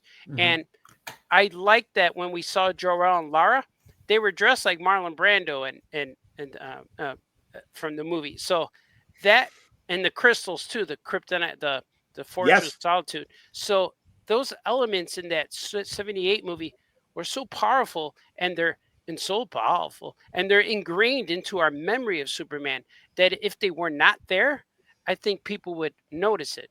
It's like, and even in Batman, every Batman movie since Michael Keaton, he wears all black and he has the gruff voice on Batman. Like, it started there.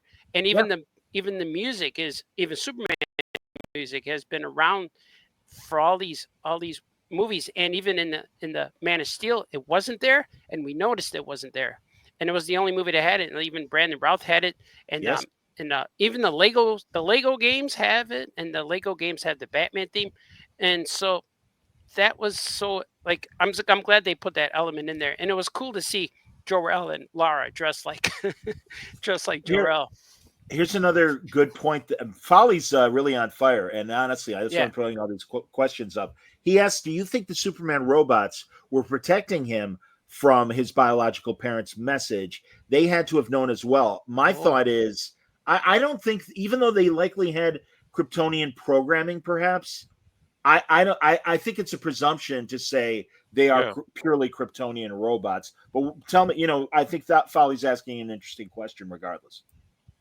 Possible, Well, at the end, they switched to showing pictures of his human parents because they probably were aware of all the stuff that went down with the world going, hey, Superman's trying to wipe us out and rule us. And they said, hey, you know what? He doesn't like those people anymore. But we'll see. It's possible because they are designed to protect him. I thought he made them. We don't know. Honestly, we don't know that's what I thought. That's what I'm saying. And that's why there might be some Kryptonian computer circuitry or memory. Maybe he didn't make them though, because the dude couldn't even operate a tape recorder. So I'm a little worried about that. But they had the new robot that they said. Yeah, I think he made subsequent ones. I think there was a few that came. Because there was a new one. The new one. The brand new robot right at the beginning. Yeah. Mm-hmm. Were they in the back of the rocket? Were they in the back of the rocket? No, they were in that. They were probably in that little crystal, and when he plugged it in, it like you add water. It was like sea monkeys. Sure. Yeah, they just grew out of it's like the computer system that they had there that was with the lights and all that. So no, I'm for it. It's cool. As I said, I thought it would inspire some interesting discussion of what is the deal behind the robots. Again, Gorham made them. And I was like, when Lex went into the fortress too, and he brought his bad guys with him. Yeah. And I was real confused, like when he walked up to the door and it lit up and opened. Yeah. I'm thinking, wait, there's something with the glasses. And then I'm like, no, it's Ultraman. And that ruined it for me. I knew that. Oh, did it really already? I was completely I caught it right away. Like he has to be Superman from another dimension. But I thought he was from the pocket universe they created. So he has to be a Superman from there. But I didn't see the clone thing coming, which I thought was cool. That was like such a calculated way to make the clone where he was assembling blood. Anytime he got in a fight, he would pick up the blood or hair and stuff. Pick up hair, yeah. Yeah, and I thought that was cool because Lex's plan took him a real long time to execute this. And then I liked that he had the moves on a computer. They anticipated all his moves. Like a video game. Yeah, that was cool too. Does he have a lab somewhere, like a Superman the Animated Series? There was a lab where Bizarro came from. But I thought, that's right. And with Lex with the video game style, that was a little bit of shout out to Superman 3 because they were playing that Atari game when they were shooting. Oh yeah. And there was a few shout outs like that. I thought getting the DNA from his strand of hair was from Superman 4. Yeah, it was. Yeah, it was. And again, that's and by the way, because really all these references, Gunn has said. I just saw him on Seth Meyers in a long 10-minute interview, and he's like, "No, I took from everything, man." He goes, and that's why the crystals in the fortress and everything, and that's great because it's iconography at this point. It's like lightsabers in Star Wars or Vader's, uniform and everything. Jeremy Bennett is joining us to say, I was disappointed with the clone thing. As soon as Ultraman caused the fortress to open, I knew he was a clone. Only difference was I thought he would be more like Bizarro. Yeah, Jeremy, you're great. We've been saying that. And know what? Like the clone Bizarro started in John Byrne's Man of Steel. That was the first time we ever saw that. Bizarro was always from another Bizarro world, Bizarro universe. No, that's Artie. If I may, that's not true. In the 50s, Luthor created a ray to duplicate Superman, and it was. Did he? I didn't know it. The first time I read it was John Byrne, because Luthor created Bizarro in the John Byrne series. Oh, okay. Well, and also, then the original Bizarro #1 created a Bizarro Lois. She will be Eve. And I remember that too. And then they went to the Bizarro world, and I guess either used the duplicate ray, or I like to think they got busy and populated that world really, really fast. How about we make some little baby Bizarros? Yeah. Me, I'm happy. I'm happy. Me, I'm sad. Me, I'm just have sex. Me, I'm sad. Because I remember in the John Byrne series, the Bizarro did not have a backwards S because he was slowly what do you call it? De-evolving, whatever it was, decomposing, and eventually his clothes got darker, and he turned into the dark Brandon Routh colors, and it was I remember that. I just remember that. Oh, there's a million great Bizarro stories in modern day. Eric Powell. How about his Bizarro? That was really good. Yeah, I got that. It was only two issues long or something. 2 or 3 issues. Yeah, 2 or 3. There was a good moment of time right there, and then they had the story where General Zod's kid showed up in Metropolis. Yeah, Chris. That was so good. He's like Lex Christ. Chris Zod is like Lex Christ. Yeah, Chris. Yeah, he is. Hey. Yeah, a little bit Lex Christ. But Lex Christ doesn't have powers. That's why he's so mad. By the way, all right, we got to call Jurgens and Ordway, and that we got to make that story that Chris Zod fights Lex Christ. Yeah, because we had that in Superman. Superman Family Adventures number 14 had that. General Zod's son was in there, but we ended at number 12. But number 14 was going to be Oh, it was going to be cool. I still have the story and sketches. But shout out to the YouTube channel Calamity Comics, because they gave you guys a really nice nod the other day. And I forget the lady's name that runs the channel, but her show is excellent. And then she loves Sasha, like I think, the right? fun, crazy. What's her name? Sasha, I think her name is. Thank you. Casualty Comics or something. Casualty Comics. Yeah. She or Casually. It's either Casualty or Casually. Yeah, something might be Casually. I bet it's Casually. Yeah. But anyway, she does great Silver Age stories and has fun with them and gets the joke that they are, and that's terrific. But they did a thing on Periwinkle Kryptonite, guys. Yeah, and really gave it up to you guys. That was pretty cool, man. Yeah, and I know Periwinkle Kryptonite made it into the mainstream books twice, and one of them was, I think it was Darkseid or Mongol, one of those guys, talking about how they were gonna destroy Superman, even if I have to use every color of kryptonite, and green, yellow, blue, periwinkle, I don't care, I'm going to use them all. And so that made it in there, and it was 2 references, but it was always in dialogue reference. They never showed it. They never showed the effects of periwinkle. Makes them temporarily fabulous. That's what it does. So he likes to dance. He gets real romantic. Maybe when you do the panel with Jurgens and Tom King at Terrificon, Connecticut's #1 Comic-Con, happening August 8th to the 10th at Mohegan Sun. John will be doing that panel on Sunday. Oh, I didn't know I'm on there, sir. I didn't know about this. Yeah, but I think it's at 11:30, 12. But I just put Superman and Supergirl talk with Dan Jurgens and Tom King.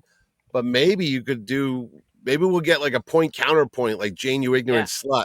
I'll get like somebody that didn't like the movie, and you guys could all like fight. That's funny. I was at the Metropolis Superman show a few years ago with Ron Friends, and we were on a stage who's about just talking Superman, of course. But Ron Friends told me, hey, I'm going to talk about Thor and you talk about Superman. And every time I talk about how Thor would beat Superman, you say how Superman would beat Thor. And it got so cool that Ron Friends, I thought I got him mad, but he was totally kayfabing. But he would say, here's how Thor would beat him. And then I'd let him go on. And then I would just tell him, Ron Friends, here's why you're wrong. And he said, what? And then I'd fix it. So we're writing fan fiction with our word. It was so much fun. And everyone, because you're at a Superman show, so he let me be the baby face Superman guy, and he was the heel. It was really fun. And afterwards, that's your real man. A little shout out to poor Ed Pisker, who's no longer with us, and cartoonist kayfabe. But that'd be good kayfabe, man, as you guys like get into fake wars. And the best thing about it was like when we were done, everyone cheered, and I was like, yeah. And then afterwards, they're like, man, I think you pissed them off. I'm like, no. And I went and talked to him. He went, that was great, man. I'm like, and Brett Breeding was there too, and he was looking back and forth. You guys know your 90s better than I do. What? Was the Peter David McFarlane thing? Was it a real debate, or was it just people that saw it think it was one of the funniest things in the world, because Todd came in with the boxing gloves and the whole thing, like looking for a fight. And David just wiped up the floor with him because he was a smart guy, actually, But we could do a wrestling thing. We'll do, the audience doesn't need to know. It's all part of the show. You can always get in there and you get it. I have problems with this new Superman. He is not my Christopher Reeve. That type of shit. You gotta have good booming, like wrestling ring kind of microphones that I want the people to know. No. And just get the crowd going like this. Come on, let's go. You know what though? Yeah, I don't have that kind of energy on Sunday. Sunday will be lucky if everyone's talking. Notice I moved the Karen Allen panel till Saturday so I could actually talk, because I'm hosting that one. People are like, why? I go, because when you have your own goddamn comic convention, you can bring up the girls you used to like. And I'm sitting there for 1 hour. It's like, don't talk to me. I'm talking to Marion Ravenwood. Oh, come on. Yeah. And then I got Haley Atwell after that, but I couldn't do it because my wife would have killed me. She's like, this isn't Mitch's harem, okay? Oh, yeah. Forget Superman's harem. No, Mitch's secret harem. I've got Lindsay Wagner. I've got Karen Allen. I've got every stage of Mitch's growth since puberty here. What's going on here? Be on the panel with Haley Atwell, and no one will talk. Is Adrienne Barbeau coming too? Can you answer any questions? No. Speaking about Adrienne, I will be seeing her in Vegas. Well, really? Why is she there? She'll be at the Star Trek convention. You got a date? Yeah, she's at the Star Trek. She played a character. She did? Yeah. Deep Space Nine. She was a Romulan. Nice. Oh, Deep Space Nine. I'm like, I wonder how was she ever on Trek? Yeah, that's the Bashir. Sorry, quick Trek interlude. When Bashir goes to the Romulan thing, and the Tal Shiar kidnap him, and Sloane, and he's doing it for Sloane. Oh, that was her. Okay. She's the good Romulan that's on the station, and then goes with Bashir to the conference, and she's the one that takes the fall for the real machinations of what happens in the story. It's great writing, something that every now and then escapes modern Star Trek, but I will leave that to potentially Sunday. I haven't watched the new one yet. So No. I promise you I'm not saying any details. Okay. Sunday, I'm just letting the audience know we will convene, the Trek Watch guys will convene, and we'll discuss the first 2 episodes of Strange New Worlds. And I'm very excited to talk about them. Now, I don't have any opinions at all about either episode. That's fine. But here's when they do Superman 2, Elizabeth, I'm coming. Exactly. Or when they do a sequel to this, or Justice League, or whatever they're going to do with whatever's next. If they just showed you the Hall of Justice from the Super Friends, I actually sat there and go, if he shows that Darth Vader looking head that the Legion of Doom used to hang out in that swamp, I'll be all over that stuff because it's goofy, but I'm like, what the hell? Why not? If you're going to do the thing, do that. Superman's world. It's possible. That and the Fortress and the Hall of Justice. Absolutely, man. No, you damn well, the Legion of Doom damn well better be there. Meanwhile, I would love it if they had like Ted Knight voice some out of nowhere, like they're watching TV and they just turn a channel and you hear. Meanwhile, like what was that?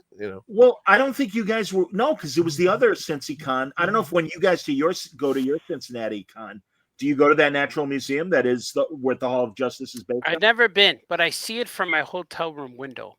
I thought it was a train station. No, it is. Well, originally it was a train station, and apparently. There's also one in Atlanta that has the same configuration. I didn't realize that.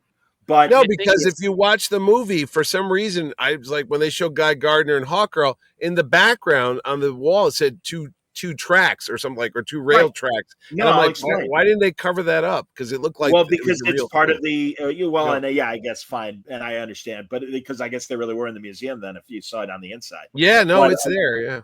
Well, regardless. Yes, in the 1930s, it originally was a train station, and obviously very Art Deco looking, as you can tell from the design. But now, in modern day, it is their big museum in Cincinnati.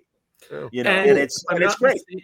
And if I'm not mistaken, there's a really good muffin place at the corner because I brought muffins for Franco and Art and the boys. Nice muffins. That's CincyCon.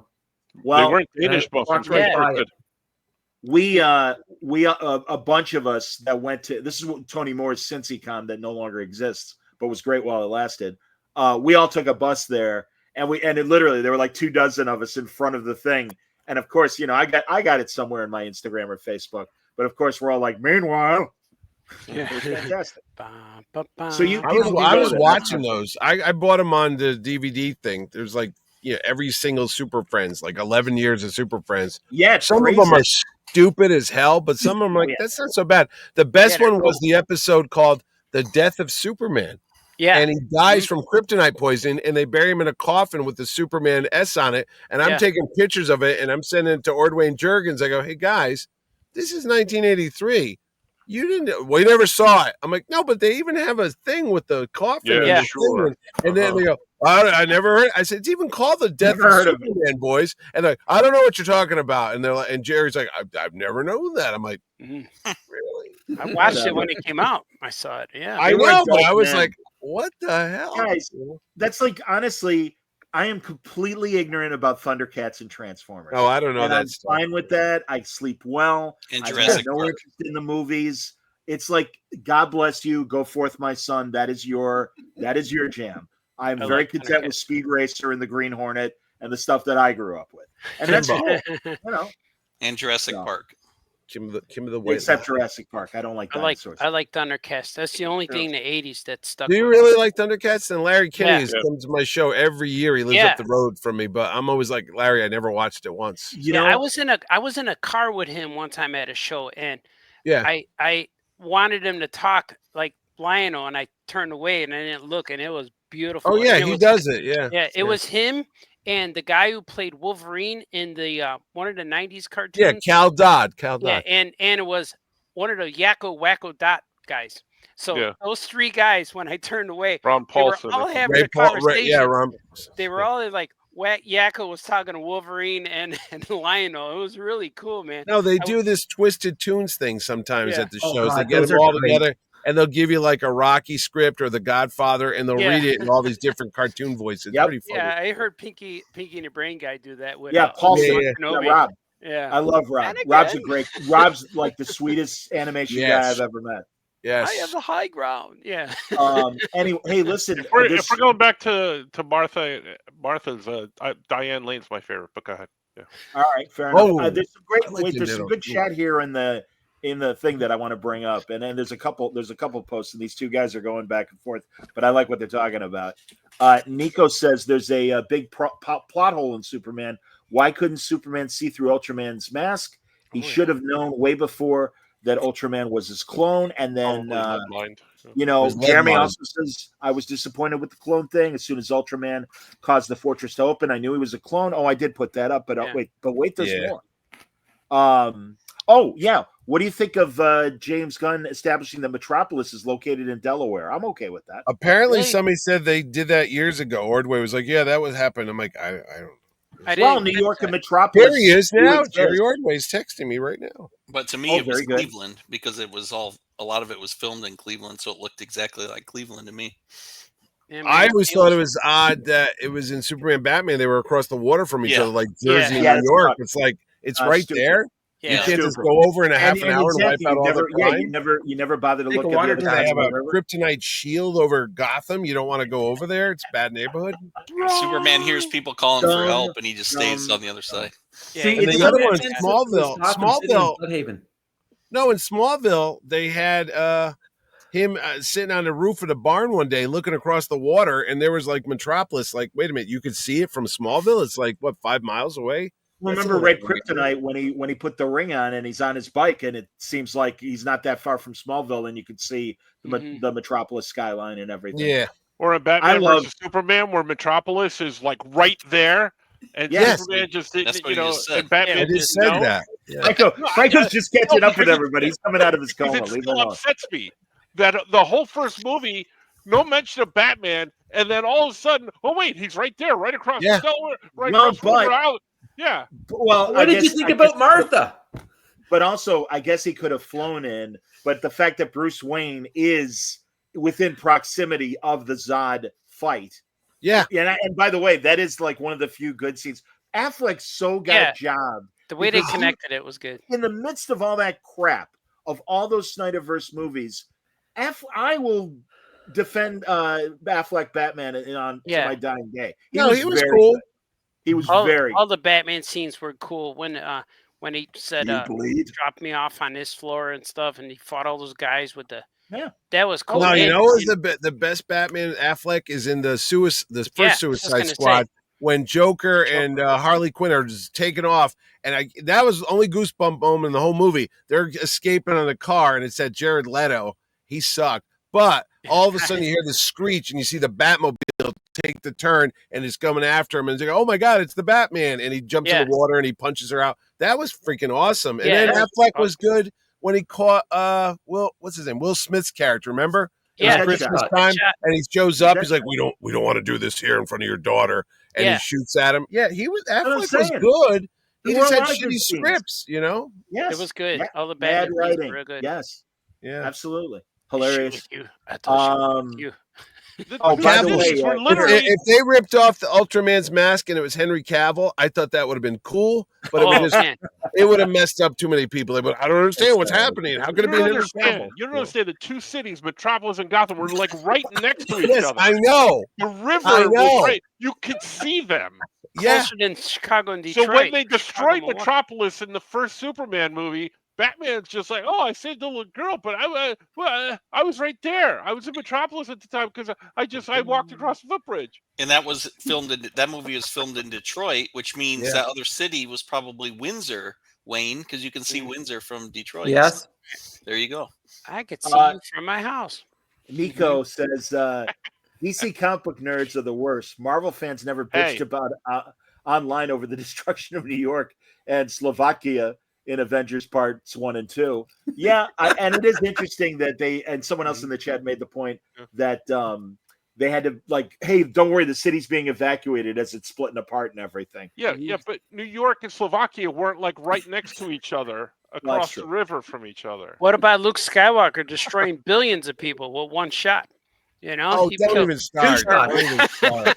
That wasn't one. That was two. Luke Skywalker was a hero. You know what ruined that? When they showed stormtroopers were like people underneath. I'm like, you didn't have to do that, because once you did that, then they started doing backstories where they had families and emotions, and I'm like, well, now Luke's an asshole because he just killed 50,000 people that were going to work one day. It's like, did they ever have to do that? Did they ever establish the crew complement or however many people were on aboard that Death Star? I'm pretty sure. Is there like a canon Star Wars? Yeah, there is. There is. I forgot. There's a lot. Yeah, because you look at the size of it in Rogue One. Look it up. No, those Star Destroyers are like tiny little things compared to the size of the Death Star. And you're like, well, how many guys are on that? Moon. Yeah, it's the size of a moon. Well, yeah, but that doesn't mean that there's condos on the Death Star. They weren't maybe the second one because it was under construction, so it only had the night crew, but the first one definitely. Tag and Bink are dead. I'm sorry, esta noche. I read that. But I like how the Death Star is this large egg-shaped orb floating in a vast egg, and the only way to penetrate the fortress is with an X and a Y chromosome. I mean, ship that has to penetrate, and only a lucky dominant. You know what always bothered me? Blonde-haired guy gets in his lucky shot. How the proton torpedo turned? It never made sense. Like he shoots it, and you see it go like this. They go. That was the Force. That's how he was shooting the bomb rats back home. Gravity. And I like when he shot. As a kid, I always thought the trench was that thing in the middle of the Death Star. You find out, no. That's like loading. Those are docking bays. The trench Luke was on was a little tiny part like near Cleveland off to the side. No one goes over in that section of the Death Star. And I like when he shoots that last shot to penetrate the orb. When he shoots, he goes like this. Yeah. Don't ruin Star Wars. I thought that was cool. I wonder if George did all that. Like they haven't done that already. No, you know what the dumbest thing was? The Death Star. What was the new one in the movie? The one was a planet, and it shot. Star Killer Base. Star Killer Base, and it absorbed the sun to fire its weapons. So I'm like, wait a second. If you wiped out a sun, then you wiped out the whole system. You don't need to do a laser beam. Yeah, you would kill that universe, whatever. Yeah, right. Yeah, that's why it was called Star Killer Base. Okay. Yeah, so why are you shooting the planets? You just go to their sun, wipe it out, and move along. You're done. You killed everybody. Dead star. What's a dead star? Gentlemen, dumb movie. According to Starships.com, oh God, approximately 1.5 million people were killed. Good. Really? 1.5 million people were on the Death Star. Yeah. Go Luke Skywalker. Go Luke Skywalker. Maybe there was a DHL on the Death Star the way there was on the moon in Ad Astra. Nobody, by the way, I loved Ad Astra. Quick tangent. I saw it in the theaters. I loved Ad Astra. It's still in the theaters. I did. It's probably still there. Oh, you saw it in the theater. No. That was the one with Brad Pitt, right? I saw that. Where Brad Pitt goes to the moon and everything. He's in the moon buggy and they're shooting ray guns on the moon. I think I'm the only person that loved that movie. No, it was okay. It was okay. But I just loved how, to me, it was the coin opposite of 2001, where 2001 is like, wow, look at the future. And, Ad Astra was like, yeah, the future. There's a DHL. There's a subway. The terminal looks like any airport terminal. I loved that.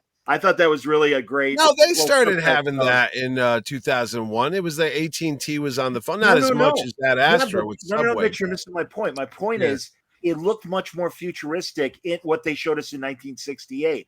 What they showed us in Ad Astra looked very ordinary, and today, 2001 didn't. At least that's my opinion. You know what movie I always liked that no one talks about? Outland with Sean Connery when he was on that mining colony on Io, the planet, and Jupiter was there, and they were taking drugs.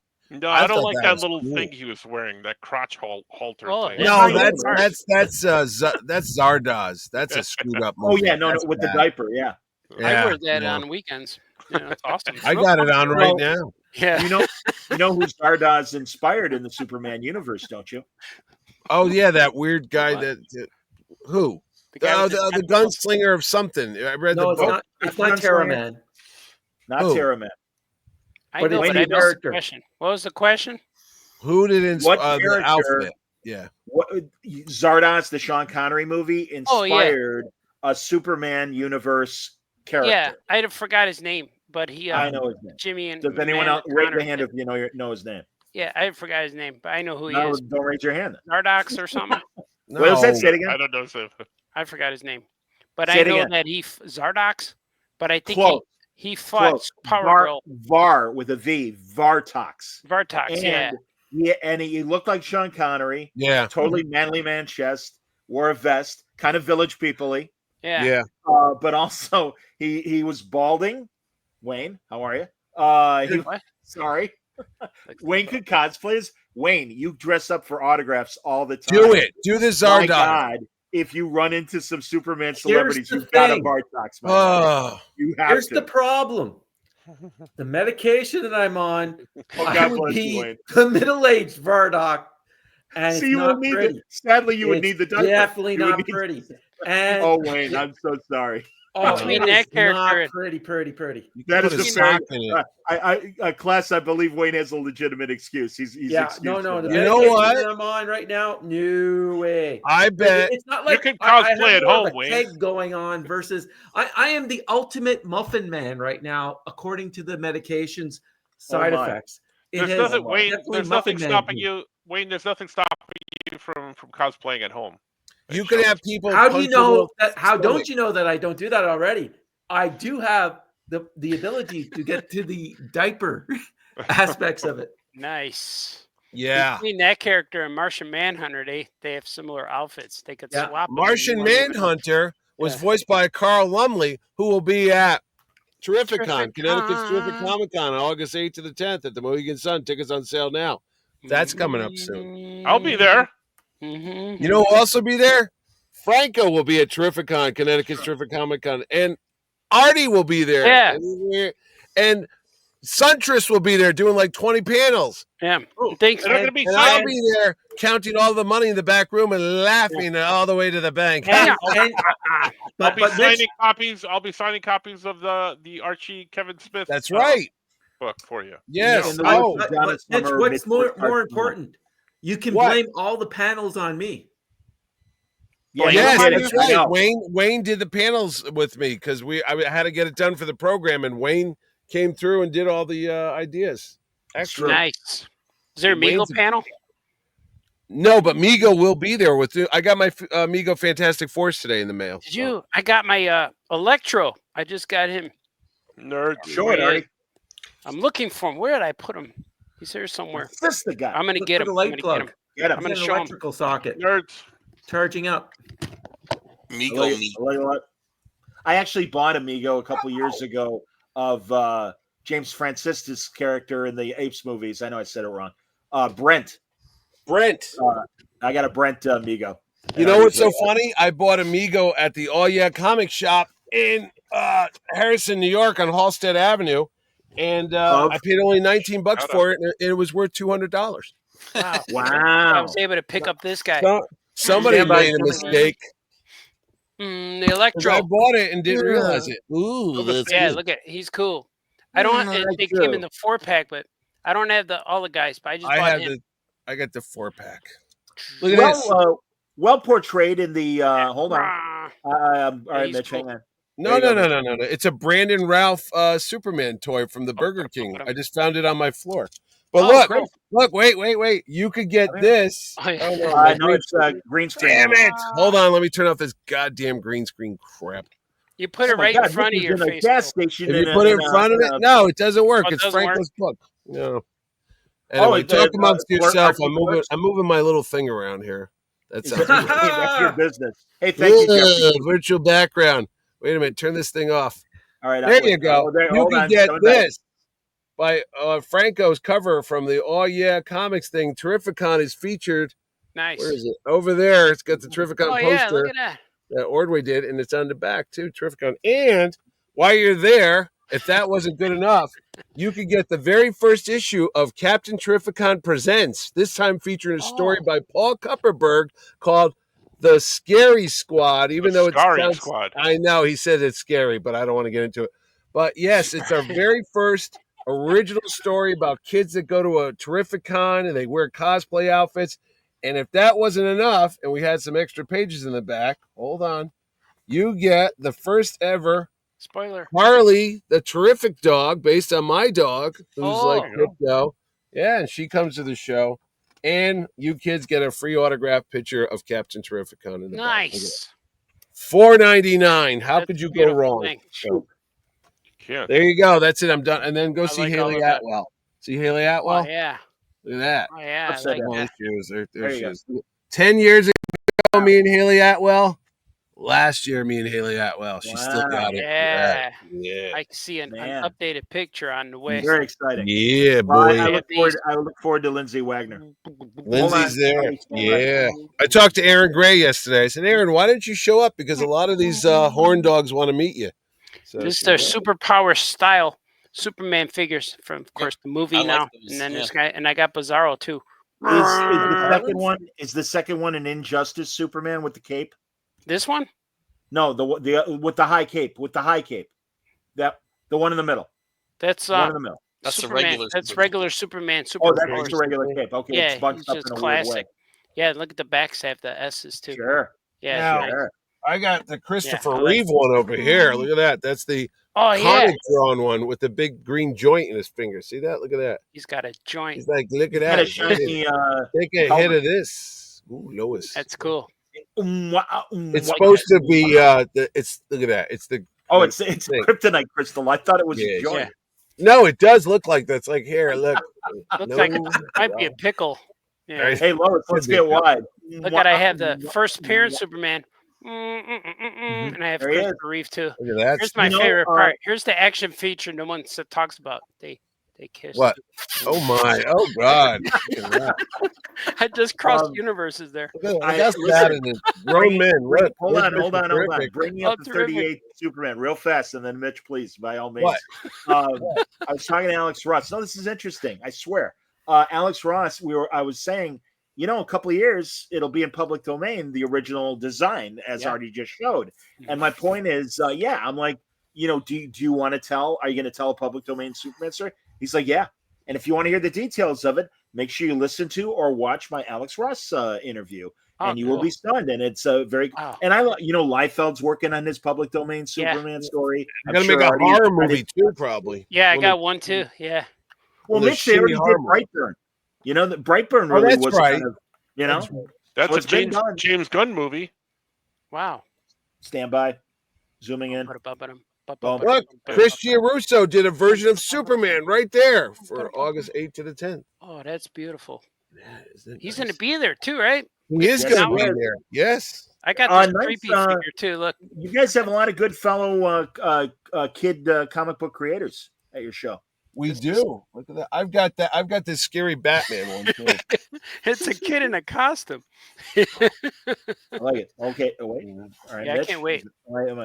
Mitch, you have like Guy Gardner over there. Look at that shit. There's Guy Gardner. Look at that. Speaking of Guy Gardner, Bo Smith, the Guy Gardner writer of the '90s, will be joining me on Word Balloon on Tuesday night. There you go. Oh, cool. I'm gonna have I really, knowing that San Diego is next week, an opportunity to promote what's coming up next week on Word Balloon right now. Telling everybody that Monday I'll be talking to current DC writer of Aquaman and the Green Lantern Corps, Jeremy Adams. So I'm sure he'll be at Terrificon. Nice. I knew that. And then Tuesday night I'll be talking to Bo Smith. I also Tuesday afternoon I'll be talking live to Keith Williams, the fine Marvel inker of the 80s and 90s. He'll be at Terrificon. Thank you very much. And all of these gentlemen, or several, Bo will not be at Terrificon. Why not? I don't. Well, he didn't invite because I gave Artie his table in his hotel room. That's why. Did you? I'm glad I reached out because I finally. Yeah, I'm glad you did too because it was a little weird. I was like, "What's going on?" Anyway. Yeah, because we confirmed I was going months ago, but I never heard. And I'm like, "Hey, man, am I still still going?" I got the memory of a gnat. Yeah. I'm like, "What the hell are you talking about?" Because I almost didn't go.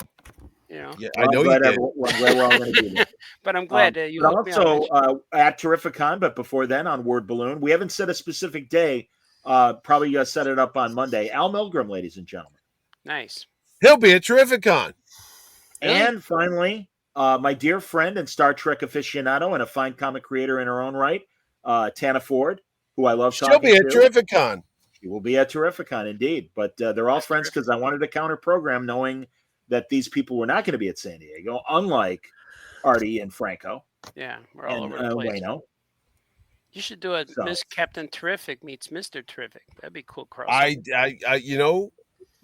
You know who drew a cover like that? Keith Champagne, who will be at Terrificon. He did a the Justice Society comic years ago, JSA. Was that the book? Yeah.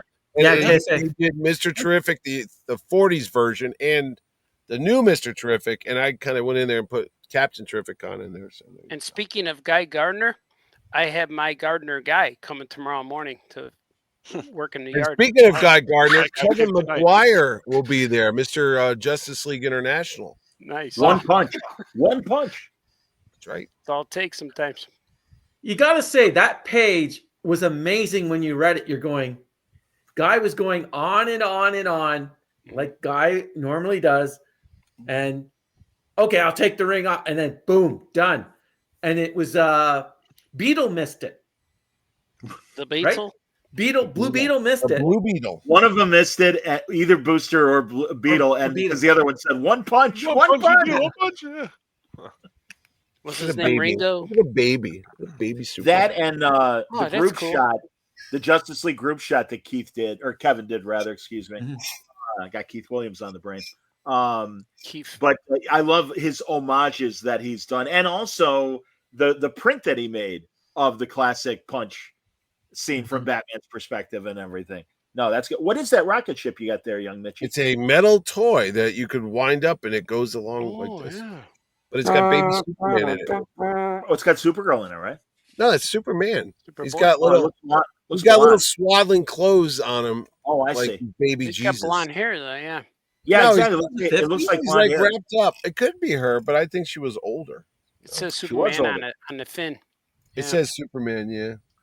Jeff Loeb and I were discussing again his fine Superman Batman story that had the Mike Turner covers and Ian Churchill's interiors when they reintroduced the girl from Krypton. Rachel. You come back. I am from the future. Yeah. Parallel Rachel. dimension. Whatever it is. Pocket. Frederick. Rachel. Yeah, my darling. Peloponnese. They don't make many. Yeah, exactly. It's string of Peloponnese. String of Peloponnese. Very nice. Rachel. All right, what else about the movie? It was in color. Yeah, it was in color. I got to admit the post-credit scenes, fine, great, love. They should have taken the Supergirl thing and put that at the very end, and that would have been a cool because it would have led into it. That thing with him and Mr. Terrific looking at the cracked building. I loved it. It was my favorite part of the movie. You're stupid. I was kind of waiting. I was kind of waiting, like when the credits started, I knew there were going to be scenes because I didn't read what they were, but everyone says, stay for the credits. I'm like thinking to myself, oh, I bet it's going to be something with the engineer because they didn't show her in a while. I thought, maybe like Brainiac. She downloaded some Brainiac stuff. Yes. But that's okay. They can say that for another movie. But that's what I was kind of thinking was like maybe when she plugged in, there were more things that she pulled out that they didn't reveal and they were going to like tease or something. My suspicion is Brainiac in the end credits of the Supergirl movie because we're going to be in outer space anyway. Watch, it'll be Brainiac 5. Rachel. Kara, Supergirl. Or do you think it'll be the Legion of Superheroes, Johnny? Scoot, there's so much to get to, truly. And that's what I'm saying. I really hope we're going to hear about more directors because I don't know certainly I hope Gunn is going to be too busy to be the only director to do Superman. Because that's what I'm saying. I'm like, are we going to wait 5 years for the next movie? Maybe Taika Waititi could do one. Sure, he can. I'm for it. James Mangold can if he wants to. I heard he's doing. What movie is he doing? Mangold. Taika. He's doing a Star Wars. I said. No, I think if I read it correctly, he's prepping it. he's doing a Judge Dredd. If I really? Oh, wow, that'd be great. That'd be great. Nobody With cares. Carl Urban? I don't You know, know. there was Carl Urban news today that he's doing, I forget which franchise. Mortal Kombat. Thank you. Attaboy, Scoot. Good job. Mortal Kombat. Yes, Fowley confirms that, yes, Watiki is doing Judge Dredd. Oh, wow. That's cool. I hope he has Judge Death in it. That was always cool. Yes. Right? Well, that's weird. I saw, actually, Titan sent me a press release, and it was of Judge Dredd. And I didn't know, with just the image. And I'm the last one to know, as Delamitri used to sing. I don't. Do they still print Judge Dredd comics? Is that still 2000 AD is still going strong. Really? Yeah. I've never seen him at my shop. Truly, Mitch, like beyond what does cross over both directions, there's a very healthy, very different British comic scene. Hello. The Beano and all their humor books and stuff. And God, I love that Titan is reprinting a lot of the romance stuff because there's great art in them and everything. Mm-hmm. It's very interesting. No, I really appreciate that Titan keeps me in the loop, and I really should have more Titan representation on Word Balloon because Word Balloon is international. Hello. What happened to the Sergeant Rock movie? Stand by. Zooming in. I don't know. You know what's stupid about this figure? It did not come with a gun. How stupid is that? It came with a shovel and a knife.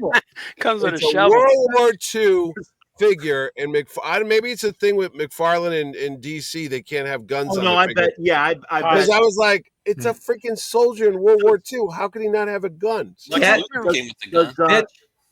What? Mitch, look for the Dreams and Visions G.I. Joe line. Yeah. You'll get the Sergeant Rock with a gun. Oh, really? Another guy? In the 12-inch. Oh.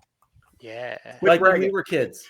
No, Exactly. I was joking. I said the Lex Luthor toy will come with the gun. No, look, I mean, you got Mr. He put a Freeze has got a pistol, yeah. gun. I mean, if it's got a gun, What is that? Mr. Freeze. What is that? It's Mr. Freeze. It's a Freezy Pop. Oh, of course it is. I didn't notice the dome. Captain Cold's got a gun, you know. Yeah. Everybody, They're not real run. guns. They're freeze guns. So The Homecoming Queen has a gun. Everybody freeze. exactly. You Everybody don't hear runs. that song anymore on Oldies Radio. Gee, I wonder why. Oh, Thank you. I was Thank you putting for- together the soundtrack. Oh, you want to hear this? I was telling Franco I was putting the soundtrack together for, Terrificon and all that shit. So the thing of it is, you know that thing, Dire Straits, Money for Nothing and the Chicks for Free? Mm-hmm. Yes. You can't put that on there anymore because I was going through it and I was listening. I go, that doesn't Yeah, play. Talk about There's the a guy with radio the edit earring. version of it. Oh, is there a different version? Because the one I heard was not the. Yeah, no. edited There is a radio edit version. Oh, because I'm like, I don't remember that on MTV. Pump Duck Kicks. Put that on your playlist. Brian Moore says an answer, guys. McFarlane doesn't do the war toys in their general release line with guns, only in the collector line, but he does release the package with guns. All right. Oh, okay. Like what a James Thank you, Gunn. Brian. Like a James Gunn. Does he make a James Gunn? Hey, I like all I know James is Sean James. Gunn does not know when to get to his limo on time. Thank you, Sean Gunn. I have stories about Sean. Let's that's call him me, now. everybody.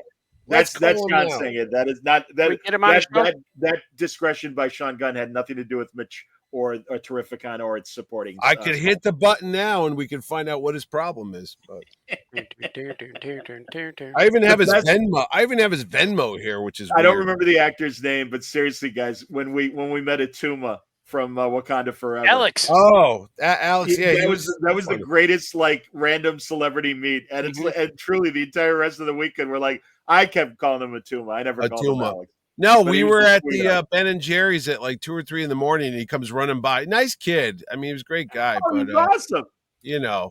And he was Mitch. I think it was his first celebrity show. It was his first ever convention, and that movie wasn't the best, but he was okay. No, but it was just because again we see him and clearly he is of island descent, and it's like, and again I'm like, were you Namor? And he's like, no, it was a tumor. Yeah. I was like, that's even better that you were a tumor. And you say you couldn't see me because of all the blue paint. Yeah, that and the blue mask. shit they had on He's him. wearing a yeah. mask. Yeah, that's funny. He was But a no, nice. that's great, man. Yeah, we I became blew friends. not talking to recent Swamp Thing. Oh, Derek Mears. Derek Yeah. Mears. I He's a blew it. nice I guy talked to too. him. Very nice guy. I didn't watch it when it was on. I caught it. No, later. it was the effects were great on that show. So it was a very good show. It was, economics. And again, forgive me, Jeff Loeb, excellent conversation with him. Really broke down, if I didn't say it earlier, the difference between television budgets for this superhero stuff and film. And literally, he's like, he was telling the Disney people, this is our budget that ABC has given us for S.H.I.E.L.D. And they're like, for, whatever. And it's like, it was, no, this is per episode. And it's like, that's our budget for special effects for a movie. And he's like, that's TV. And by the way, we have to film every episode within 8 days. What? That's the schedule. And I guess even now streaming, I had heard 10 or 11 days only. But again, that's the kind, and also the budget. That S.H.I.E.L.D. TV show, they could have done a cool Man from U.N.C.L.E. type of thing. Because I always go, if they made that Napoleon Solo crap in the 60s with no money, you could have done a retro kind of thing with like a Steranko, cool spy James Bond thing. You could have worked around that budget with a little bit of superhero. With a little bit of I mean, you had too many characters, and they were trying to tie into the Marvel movies. That was their big mistake. They should have just made like their own secret, like Get Smart type of world or whatever it was. No, but, I hear you. Sure. No, and I agree. I would have liked a more straight up spy show. But again, they were typed. Here's Sif. Here's Ghost Rider. They had Sif. Yeah. And listen, hey, I'm glad they kept it on as long as they did. But honestly, Loeb's career was so fascinating, starting with Smallville as far as TV, and going all the way through his run at Hulu and Freeform and Cloak and Dagger. I mean, that's the thing. Daredevil. Also, he was in that, and certainly Daredevil. Yes, all the Netflix good shows, and certainly Born Again comes from that Daredevil and Punisher stuff. Absolutely, man. Did he do that horrible Inhumans movie? Because that was a piece of crap. Yeah, but again, and you're 100% right, Mitch. And it truly, what are you going to do? Nobody bats 1,000, and certainly not in television. But he had 14 shows in 12 years. Yeah, 14 shows. That's pretty amazing. Your friend, is it Chimera? Is that person there? You want to highlight Chimera, that? yes. Hold on. Here we go. Chimera. When are they going to drop the 1-to-1 life silicone cat Grant bust? Well, it's a good thing you asked that, because the actress who plays Cat Grant, Michaela Hoover, will be at Terrificon, Connecticut. No way. Yes. Wow. She will. Wow. Don't let Johnny near her. Is a Metamorpho going to be there too, Mitch? Supposedly. Yeah, supposedly. Am I going to share a room with him? Cool. I didn't like the fact he had those boxer shorts on like my grandfather would wear. I was like, come on, man. The Element wear. Get that junk off. He was wearing jorts. Yeah. He should have been naked. What happens to his shorts when he turns into like why does he when he turns into a vapor, he doesn't have the shorts on. Thing. Like, what element is under the shorts? Well, we were like, I was like, wait, is radiation an element? Because how did he make kryptonite radioactive? Like, can he control things? Like, could he control every part of his body to make it? Because why did he have fantastic? Like why did he choose? That. Why did he choose to make his hand kryptonite? Why couldn't he do something else? No, he had. Would have been. That's why the jorts were happening. Yeah. Yeah, maybe he's well hung. Mr. Fantastic. Chimera's cracking me up with his comments. I'm not going to put it on screen, but I saw that too. Yeah. That woman who played Cat Grant, she's in Guardians of the Galaxy at the end. She's what's the woman's name? The actress from Fatal Instinct or Fatal Attraction. Tglenn Close. She's Glenn Close's assistant, and then she's the voice of the rabbit thing from Guardians 3 that had the spider legs, like crazy floor. Yeah, she must be James. Friend. She must be James Gunn's buddy because they're all together. That's cool. But everybody's in there. Like Guardians of the Galaxy 3, Nathan Fillion, his girlfriend. Oh yeah, they're all in that now. Everybody's in that. Yeah. Cat Grant is 6 years older than Lois Lane because they both had their birthday on Saturday, July 12th, which was my wife's birthday. And we were all together. Franco, that's crazy. Nice. Wasn't it? Superman was July 8th, David Cornsweat, and then the other one, it was like weird. They're all the same birthdays. Well, even further, did you hear that Michael Rosenbaum provided a voice in the movie? And his birthday was the other day, too. Yeah, he wasn't Gary, but he was one of the other ones. He was one of the, and Rooker was one of them, and Palm Clementif, both who have been at that's right. Terrificon. They were all there. Yep. He was the robot that was the new robot. Yes. Oh, look. He's looking at me. Yeah. Yeah. Yep. That was Palm. You know what would have been funny is remember when he says, "Can we have names?" It would have been cool if Superman said, "You mean like Ralph or something?"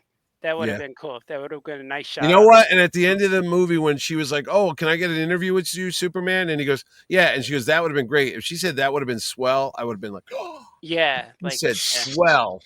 I want to go back to Jonathan from the new movie. Jonathan. I got to be honest. I love that character actor, and he always sadly plays creepy guys up Who is until he? now. And he really surprised me in the best way. And we talked about the scene certainly earlier, but man, that is such a touching scene. And Artie and I, and we all obviously, the Glenn Ford scene, you are here for a reason, and it's not just touchdowns. Yeah. And it's he got it. That scared me, that movie, when he had the heart attack. Ooh. Yeah, that was Glenn Ford. Yeah. Yeah. I was scared when the tornado got him.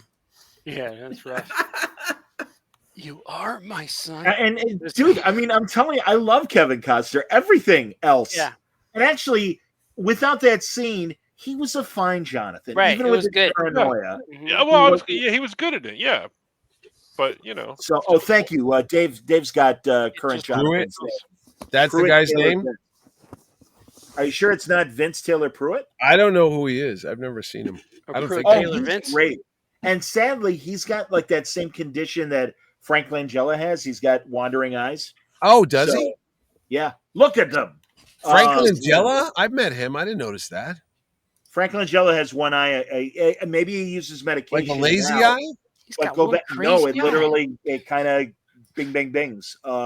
Really? Truly, I don't mean to be rude when I say that. I apologize. He was not nice to a waiter back in 1988 in New Haven. Yeah, real specific. Frank Langella was not nice to Wayne? No, a waiter, not Wayne. He probably hates waiter. Wayne I think too. you said the Yeah, waiter. no, we were in a place in New Haven. The Tonga need food. And no, he was kind of rude to the waiter. And then I met him in the bathroom, and I was like, well, whatever.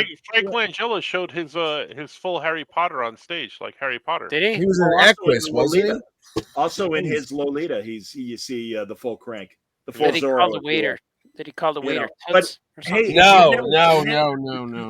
TV movie. They adapted the Tyrone Powers Zorro movie from the 40s, and in the 70s on a movie of the week on ABC, they did Zorro, and Langella was Zorro. He's excellent, but you can see he's got an eye issue.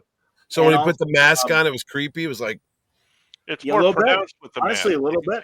But Montalban is the alcalde or the Basil Rathbone part. And did you ever see a movie called Sayonara where Ricardo Montalban played a Japanese guy? Yes, I did. What in the hell were they thinking back Well, then? that's what, dude. Hector Elizondo played a Saudi Arabian on Columbo. It didn't matter if you were ethnic; they found a way. You missed Peter Lorre, who was Eastern European, was Mr. Moto. I mean, sadly, John Wayne played. What was the guy? Roddy Genghis McDowell. Khan. Maybe John Wayne played Genghis Khan. What now? No, Roddy McDowell was in Remo Williams. He was Chun. Yeah, Chun. He and Joel Grey both played Chun. Joel Grey, that's right, Joel Grey. Yeah. Both of them did. Yeah, and the something of Dr. Lowe. Seven Faces of Dr. Lowe. Tony. Yeah, that was Roddy McDowell too, wasn't it? Oh, really? No, Tony Randall. Tony Randall. That's right. Yeah. No, it's Ross Martin played Charlie Chan in the 70s from Wild Wild West. No, didn't Peter Sellers play him too? No, Peter Sellers played Fu Manchu, which is bad. Yeah. And Peter Ustinov played Charlie Chan in a movie. Really? I used to know Ustinov. It's something that I used to know. Used to all the time. Yeah. Somebody. I hate that song. I heard the Walk the Earth cover of somebody that I used to know, and then I heard the original, and the original sucked in comparison. What do you mean, you know that Earth? song, right? No. It's the breakup song. I have no idea what you guys have been talking about the last few minutes. Hey, was that rock band in Superman a real band? I don't know. I hope it is. So. No, I don't think Like, so. Crap Babies? No, I don't think it's so. James Gunn said he made it up.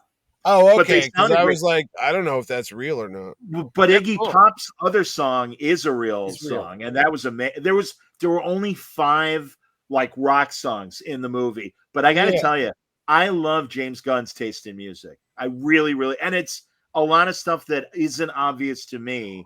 but it's close enough to a lot of the progressive rock I liked in the 80s and 90s. So yeah.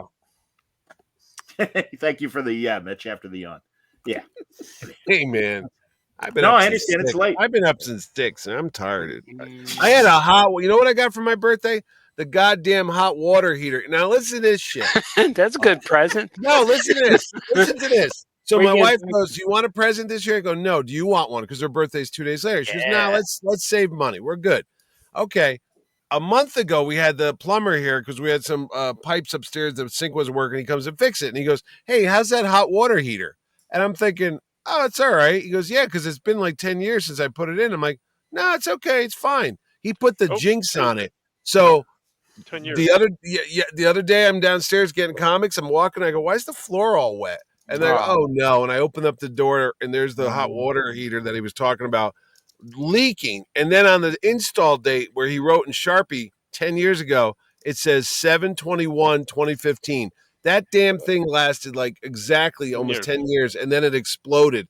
And I'm like, what did he put a time bomb on the damn thing? Did you ruin any comics? 10 years to the day. No, thank God I had a short box on the ground and the water was headed right towards it. And I was like, the comics. And I reached up and I grabbed him. So as we speak, I've got a dehumidifier on over there and I've got like a fan going. Sure. It's hot as hell. And shouldn't a hot water heater be called a cold water heater? Because hot water is already hot. Thank you. Because it heats the cold one. You know how much that costs to get a new one? $100. $100. About $100. Yeah. Hey, Rayman, what do one of those new Ferraris cost? About $1. What about a candy bar? $1,000. Yeah. Try $2,500 right there. Yeah. Yeah. I got one. The bitterest pill is hard to swallow, boys. I hear you. Hey, you could paint the old one and sell it. You know. He took the old one. I was like, what are you gonna do with that? You know. He's going to fix it. Someone else's house. We'll reiterate. Mitch, give the rundown of all the Superman related, because we can wrap up, but give the rundown of the Superman related. Well, John, I'm glad you mentioned it. If you're into Superman, and who wouldn't be, you can meet the stars of those TV shows, Superman and Lois, Tyler Hoechlin, Bitsy Tulloch, Michael Cudlitz, who played Hillbilly Bald Lex Luthor, and Alex Garfin, who played Jordan Kent, one of the two Superboy twins or whatever they were. They'll be at the show. Then we got Metamorpho himself, Anthony Carrigan. He'll be at the show from the new Superman movie. And he's from Barry. And he was Mr. Zaz on Gotham. Mm-hmm. And we have Michaela Hoover as Cat Grant. She'll be at the show. And then if you're into comic books, and why would you be, you can meet Dan Jurgens, Jerry Ordway, Bob McLeod, Tom King, Louise Simonson. I'm trying to think of all the Superman writers. Christopher Franco and Art. That's right. You guys did one too. Everybody who ever did a Superman book is at that show. Even Brett Breeding also, and Jerry Ordway. Brett Breeding is going to be there. Yes, correct. He is one of the inkers on The Death of Superman. He'll be there. Brian Cranston? Will Brian Cranston be there?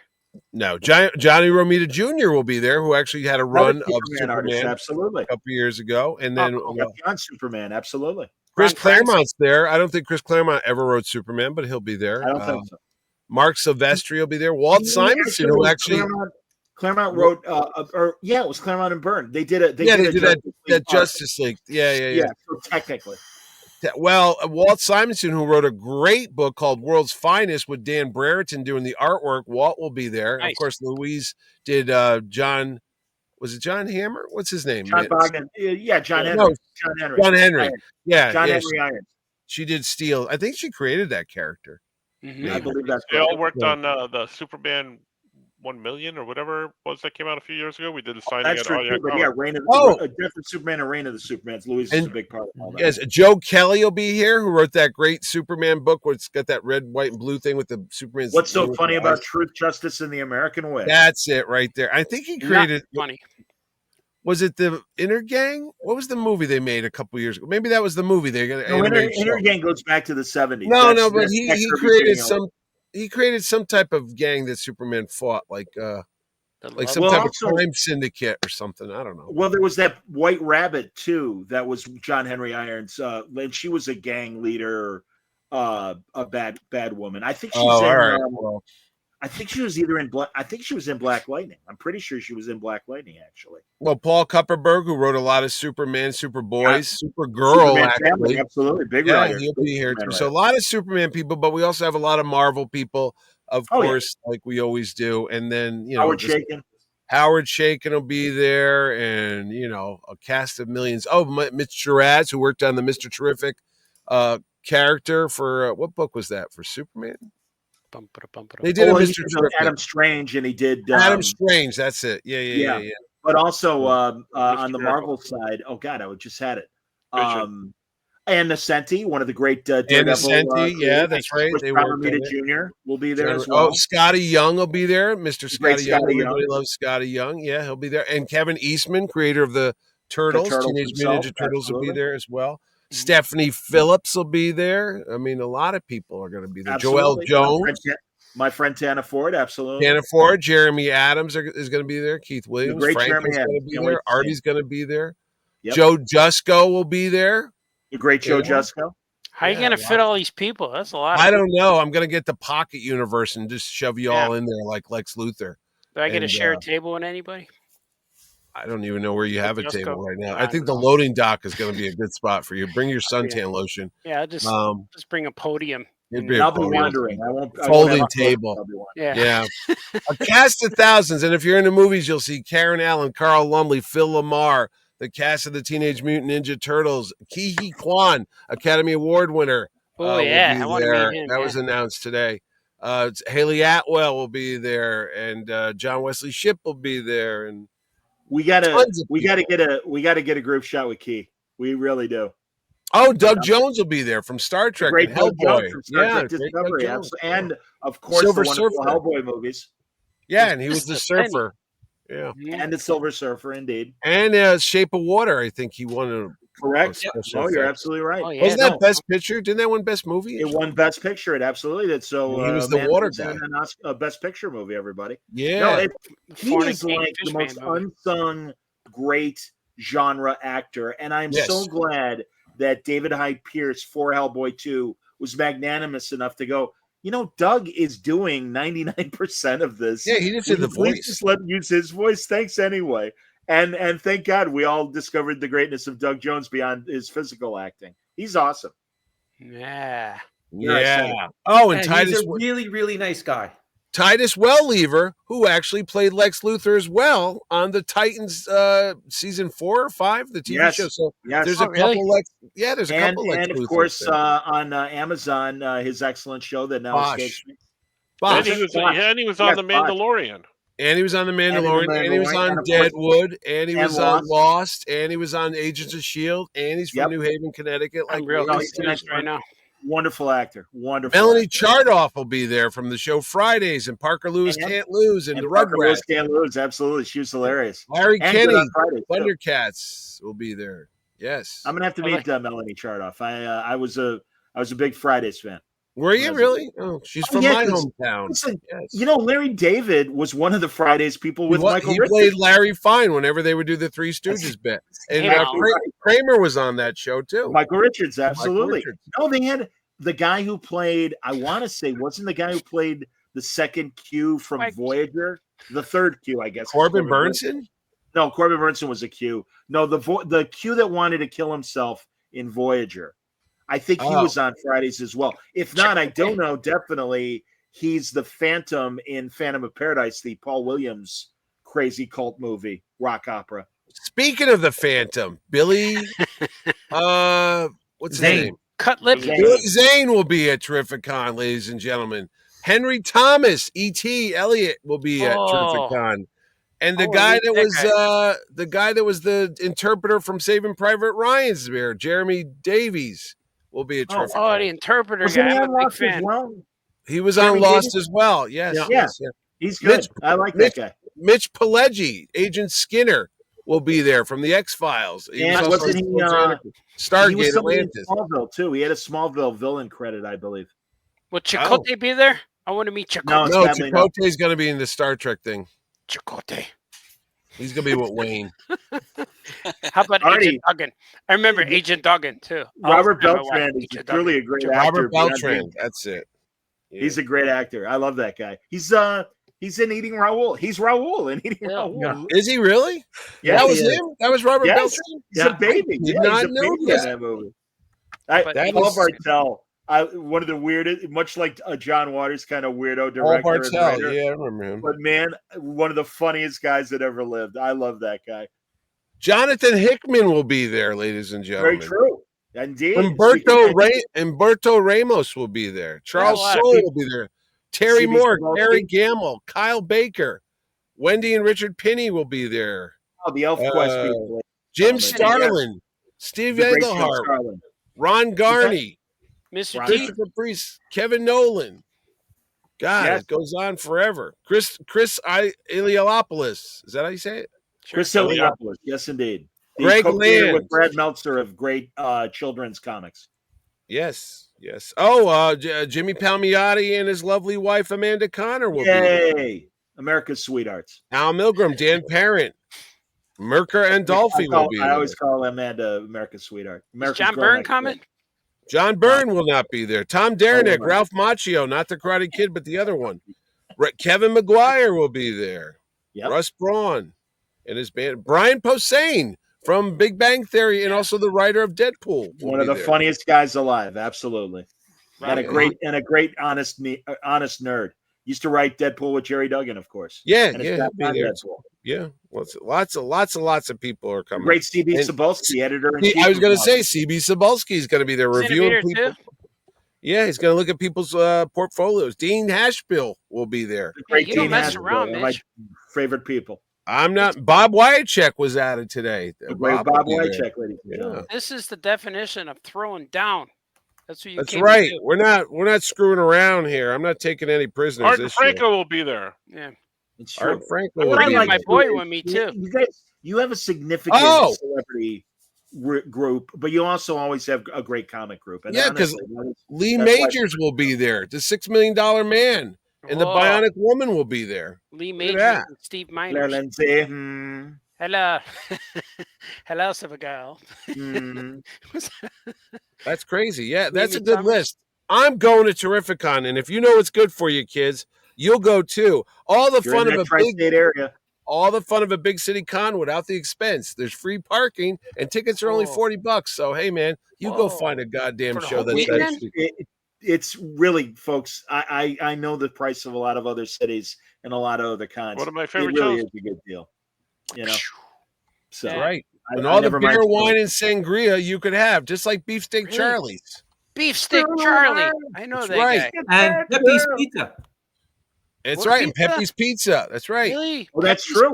Right there. Right there. Right on premises. Can't wait, man. I'm going to eat a lot of things. One of the great, Connecticut has excellent. I say that as a Chicago pizza guy.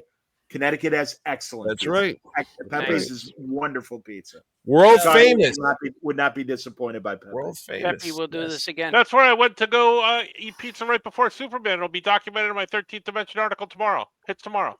Which Pepe's did you go to? The one in Stanford? Oh, you went to Danbury. Oh, that's not real. But sure, it's great. Not a real one. Not the New Haven one. Pretend one. Real as real can get. It's make believe. It's not real. That's it. It's a good show. You know who won't be there? Wayne won't be there. Wagums? Wayne won't Smoot be there. won't be there. We'll see them again. But they'll be there in spirit, though. Sure. Like Jedi spirits. Wayne will be partying with Chakotay. Last year, Wayne partied with.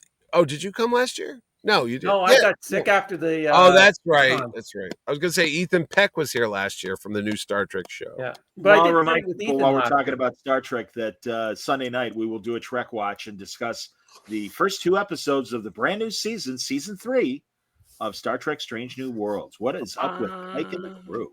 Mr. Terrific should have a TV show. I don't know about a movie, but I'd watch him on a TV show. He does. Well, you mean as Mr. Terrific? The actor that was in the movie should be on like a HBO show. He's on For All Mankind.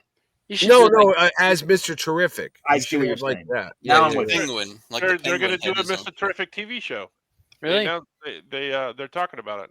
Yeah. Oh, they're talking about it. Okay. No, he said on record that he signed a multi-project deal. Oh, okay. So, and they're talking about the rumor is that there's going to be a Mr. Terrific show. TV show. Wonder if they should team him up with Jimmy Olsen and bring in Miss Tessmacher. That would be a good show. Yeah, I'd watch that. Mutant Toes. Yeah. Mutant Toes, Jimmy Olsen, and Mr. Terrific team up for mayhem and ensues. As I said, I want more Wendell Davis or Wendell Smith. You can watch him on Elsbeth. He's on Elsbeth. Wendell Smith was the journalist that helped Jackie Robinson when he was breaking into the majors, and also a Chicago guy already. Used to write for the Defender. Well, he was in Thunderbolts too. I haven't seen that. And he was. Are you talking about the guy that played Perry White? Oh, Wendell. Wendell was in Thunderbolts. I forgot about. Yeah, that. he was like a congressman. Senator or something. Yeah. No, senator or something. Yeah, you know, Harry Winkle. Seen the Thunderbolts, and then by the way, because this really kind of bridges in between. Superman's like the white stuff of an Oreo, and on the one cookie it's Thunderbolts, and the other cookie is Fantastic Four: First Family. That's and my next week. Isn't it surprising that the Thunderbolts didn't do better? Yes, it is. I thought it was a good movie. I don't know. It was a really good movie. I gotta watch. And it is a shame. And based on that, I wonder as we go to the other side of the Oreo to the second cookie, meaning Fantastic Four: First Family. Yeah, I honestly am going to be very interested in what kind of level of interest there is, John. Because unlike Superman, that is universal. Fantastic Four. I know there were movies 20 years ago. I honestly don't know. I mean, they've certainly promoted the hell out of it, but thoughts on the performance of Fantastic Four? John, you don't say it Fantastic Four. You have to say Fantastic Four. That's how it's said. Four stick. I watched the old one with Roger Corman the other night because I got a clean copy. God, that is hilarious. That movie. No, it's not that bad. It's not. It's real good. Did you watch the documentary Doom? Yeah, no, I bought it. The guy's on eBay for $24. You get the documentary called Doom and the movie. And the movie, which is a clean cut from the 35 millimeter, so it's actually you could watch it. It is a clean. Yeah, that's quality. I hear you. $24, not bad. And nobody has a thought on my serious question. I love it. I think it'll do pretty well, but not as good as be fine. Oh, about the movie? Yeah, Fantastic Four. I keep seeing more and more things about the movie. Like every time they show something, like today, I learned something about the family and stuff. And I'm like, oh, I didn't want to know that. Like, that's what I said. I was like, wow, we're getting desperate, aren't we? I was like, why are you doing that? It's a big plot point. And I'm like, well, and also, I also am like, based on the end credits scene in Thunderbolts and what we know, I'm assuming that's after the events of this movie, right? And doesn't that suggest that maybe the Fantastic Four loses? That's what I'm thinking. And they are thrown into the 616. Yes, they escape Galactus. Yeah. There's a rumor that isn't the Fantastic Four. That's Doom. Oh. And that it's an extra dimensional. Yes. Could be. They said there's an interdimensional ship coming through space, and we're like, "What do you mean interdimensional?" Yeah, but they showed the ship. If they had just shown the ship without showing the logo, I would have been much happier. But I certainly respect the theory that you've heard, Wayne. I don't know, but yeah, like I said, and also just the proximity to Superman. I want to see, will it impact Superman's gate? I don't know. I think Superman is gonna be #1 movie until Fantastic Four. Then I think Fantastic Four is going to take over for 2 weeks, and then Superman is going to pick up at #1 after that. Here's the weird thing about all this. We saw F1, the car picture with Brad Pitt. It was in the IMAX theater, but then Jurassic Park came out, and it was in the IMAX theater. Then that left a week later because Superman's in the IMAX, and Superman's there for 2 weeks now. And then Fantastic Four comes. I'm like, wait a second.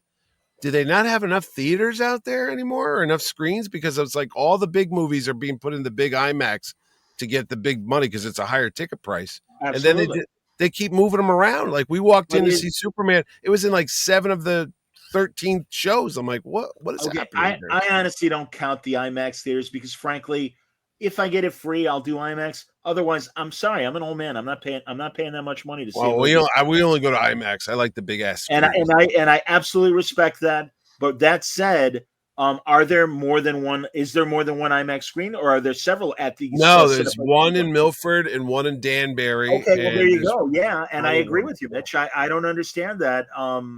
Why, again, that they're bunching. I mean, that's always every summer, and I recognize that. But also just the shorter windows now for the blockbusters. You know, 3 months was not an exaggeration. No. Back in the olden days when we were younger. And I don't understand this 6-week gestation, and then it's out in the theaters, and the rush to streaming, which has been proven to be a bad move by all the studios. Yeah. They all over-invested in it and stuff. And I just don't understand why it's taken them this long to course correct. Sinners is on HBO. I only saw that in the theaters with Ordway like 3 weeks ago, it seems like. I'm like, wait, why did I bother spending money on this thing if it's on my free HBO? I'm like, it just came out in May. Bingo. And I don't know. I honestly don't know, because that's a good movie, though. It was an amazing movie. It's the best independent, not tied to any other previous idea movies, I think, of the year. I think Sinner's the best movie of the year. Nice. And I liked F1 a lot. A lot. And I bet F1's going to be on Apple TV like next week. That's why I'm like, why did I spend money on this shit? What is that, F1? It's the car picture with Formula One racing with Brad Formula Pitt. One racing, Artie, with Brad Pitt. Oh, I see. Is that like that other one? They had a car movie a few years ago. Yeah, too. Ford versus Ferrari. No, there was one with Thor too. Ford versus and Gran Turismo. Because I was just calling it. No, Gran Turismo. No. Thor had a movie. I can't think of what it was called, but he was a race car driver. Thor. Yeah, he did. Hemsworth. Chris Hemsworth. You're right. I forgot about that. Like that. Ron Howard made it, I think. Howard. You're right. Sucker or something like that. Because I was just calling it. I was just calling that movie F1. Yeah. That's what I thought it was called. And Jaws is coming out in theaters at the end of August. I'm going to go see that again. Yeah. I don't want to spoil it for you. Yeah, I just looked it up. Thunderbolts, they're estimating, will appear on Disney Plus in August. There you go. Which is only 2 weeks from now. So yeah. Correct. I'll wait. I didn't see that Captain America Red Hulk movie yet. It's on Disney right now. Yeah. Me and my son watched we were watching all the trailers, Disney Plus trailers, because there's so much stuff I haven't seen. And then we saw the trailer for the new Daredevil show. Yeah. Daryl. And he said, and I didn't realize that, like, his first experience with the Kingpin is from Hawkeye. And because we watched that Echo trailer and we watched a bunch of them, but Echo looked really cool. I want to check that. I didn't even know that was a thing. And I said, what's this? But when we watched Daredevil Reborn, he says, Dad, is that the Kingpin? I'm like, yes. Yeah. He goes, who's that? Who's Matt Murdock? I'm like, wait, you don't know Daredevil? He said, no.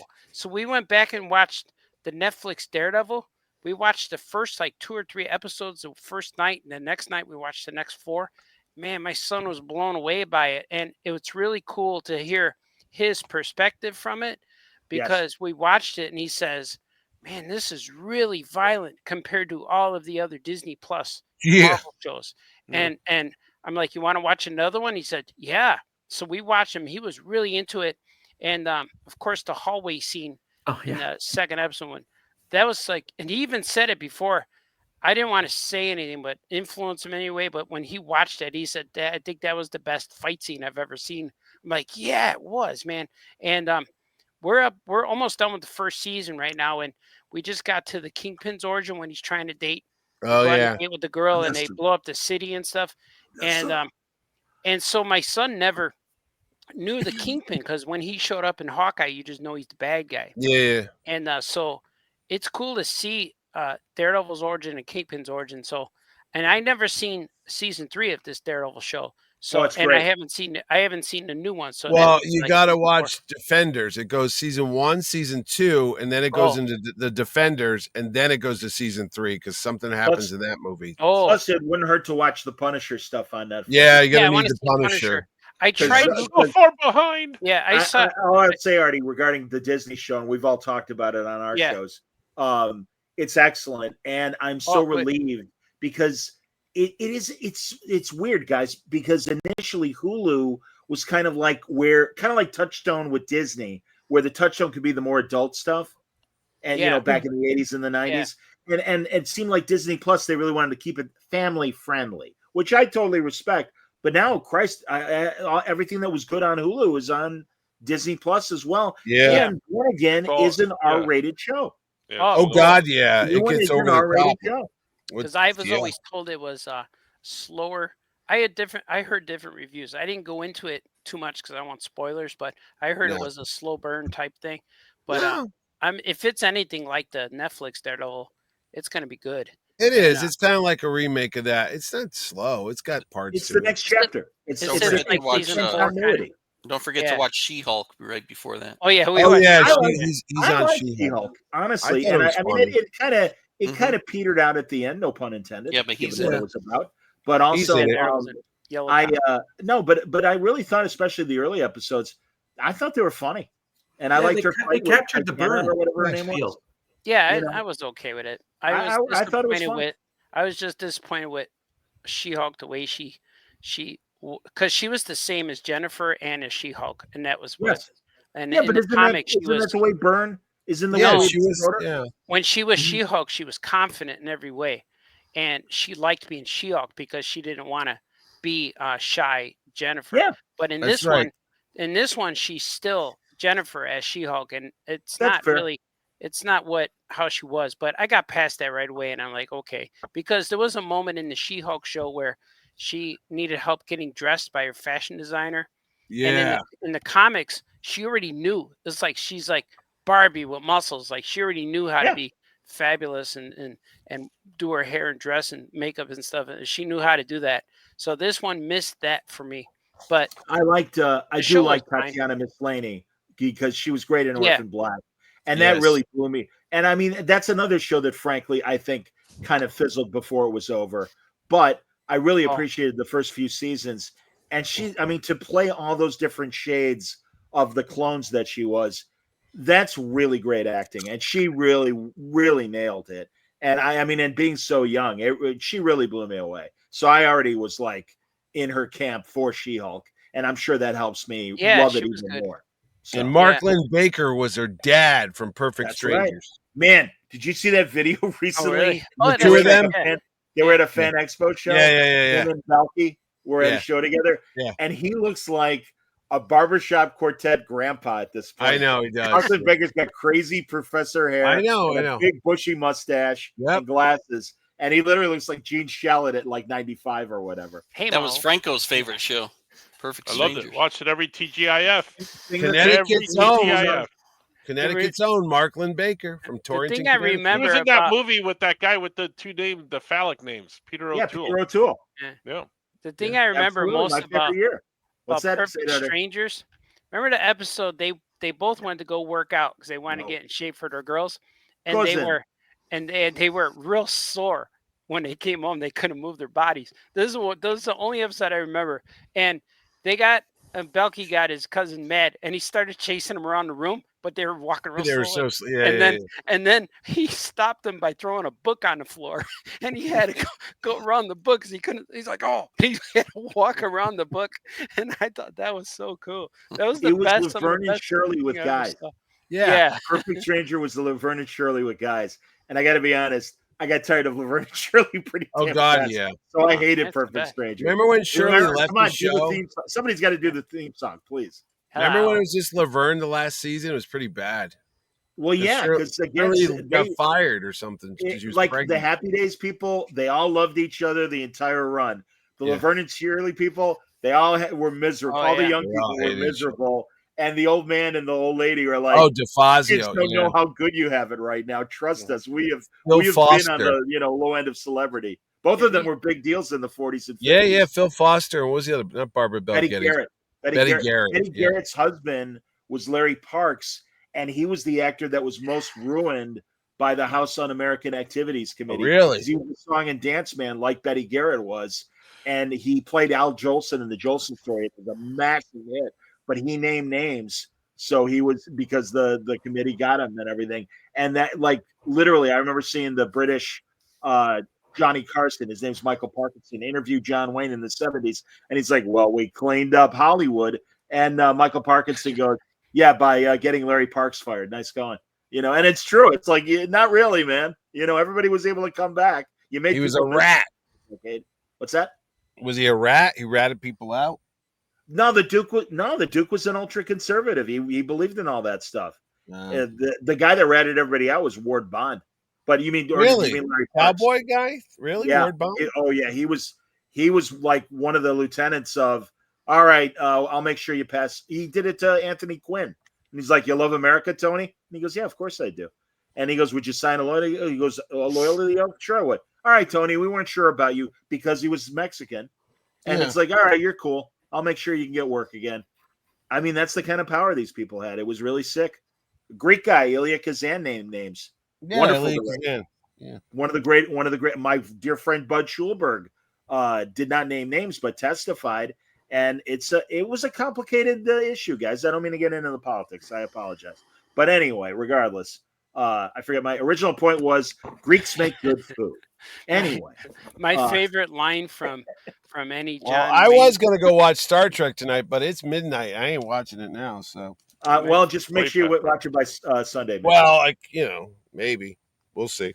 Maybe we'll see. At this point, we could wrap if you boys went. I feel bad if I'm keeping you awake. I'm gonna get going, but Scoot's been working. Franco, wrote a manifesto. God knows what the hell Wayne's doing up there. And Artie's the only one watching the show. Yeah, I read this book while we've been busy. So. What was that book? This is the collection of the Superman, the first superhero, like the original. Oh yeah, that is wrong. What the He's thing not is, the first superhero. Oh, stop! You read one or two of these things, and it's the same damn story again and again. I mean, these kids. Wayne, give the list of give the list of the heroes that preceded him. Absolutely, go ahead. Phantom. If you're really gonna go, it's the Phantom came out before Superman. Well, and even wasn't the Lone Ranger 2 years before the Phantom? And then Tarzan. You mean he certainly Tarzan came out earlier than that? Was Superman? If you're talking about like more of the comics and stuff, well, but I'm saying the Phantom is the first, and that's why I said Lone Ranger, masked heroes. Yes, Buck Rogers probably. Flash Gordon. Flash came after. Was Superman the first one with superpowers, though? Yeah. Yes. How about the Scarlet Pumpernickel? That guy. Yeah, I mean, you could. I was going to say Doc Savage, but really, you could argue he's more like Batman, that he trained himself, obviously. The Shadow. Doc came, I think, after. So maybe those other guys were just heroes, and Superman was the first superhero. How about the Flash? He was pretty early on. Yeah. Flash is 1940. Booster Gold. But the public domain stuff, it's going to be Superman. Then the year after that is Batman. The Joker is the year after that. Yeah, Wonder Woman is the year after the Joker, and obviously Dick Grayson, Captain America, Robin is 1940 as well. Bob Kane created all those guys. Captain America's Bill Finger had nothing to do with those guys. According to Bob Kane, he didn't. When is the Green Llama coming back? That's already in the public domain. That's why. Yeah, you can use them now. I brought it. I actually when I had my recent interview with Alex Ross, part 2 tomorrow on Word Balloon. Nice. On the audio. We talked about his Project Superpowers that he did with Dynamite, and the Green Llama was among the public domain characters that you can do.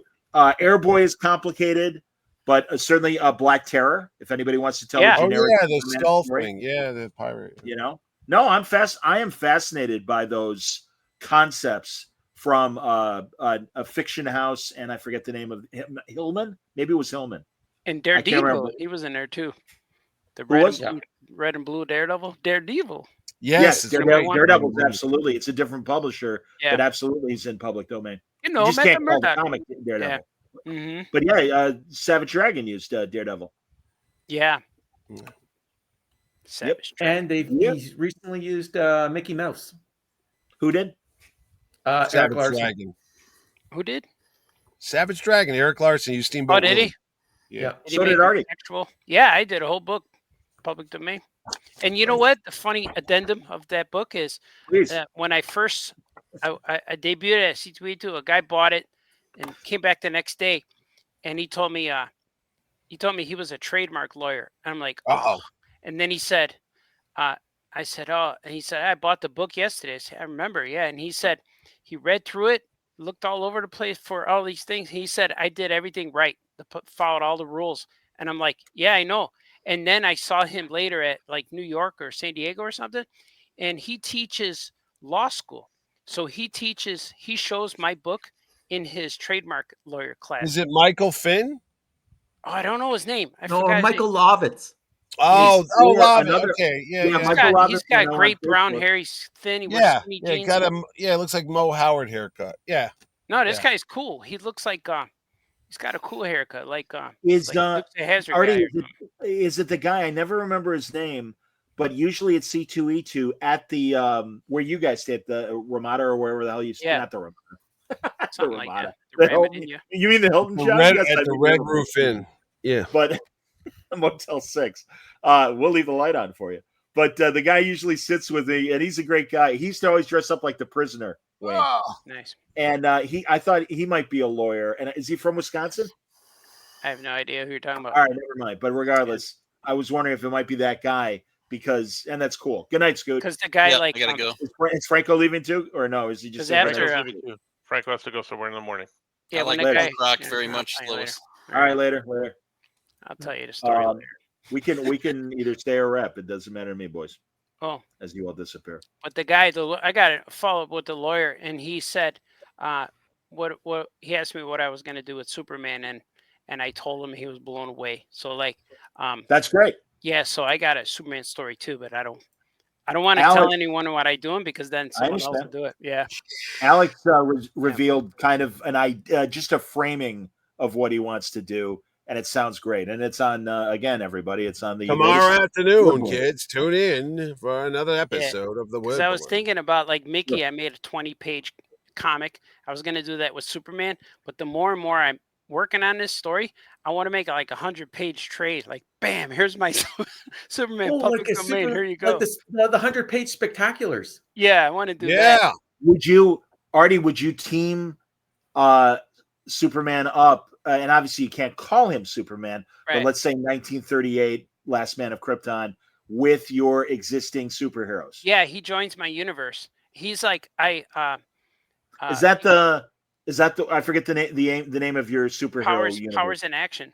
I was gonna say, I thought so. All right, Powers in Action. You could only do the contents of Action Comics #1. So they don't mention Krypton in there. They call it a dying planet, but it's not mentioned by name. And they don't call the Kents; they just call them farmers. Find them. So there's a lot of stuff they leave out, but the story's there, but the details are.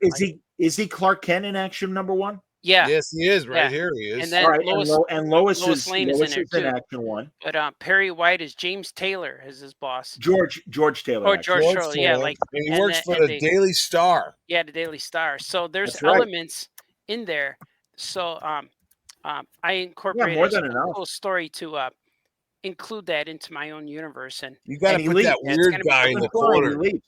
That freaky guy. The screaming guy. Yeah. That guy, the screaming dude. Yeah. But I know that some of the public domain rules are, it has to look like it came from you. It has to be your version of Action Comics #1. Mickey has to be your version.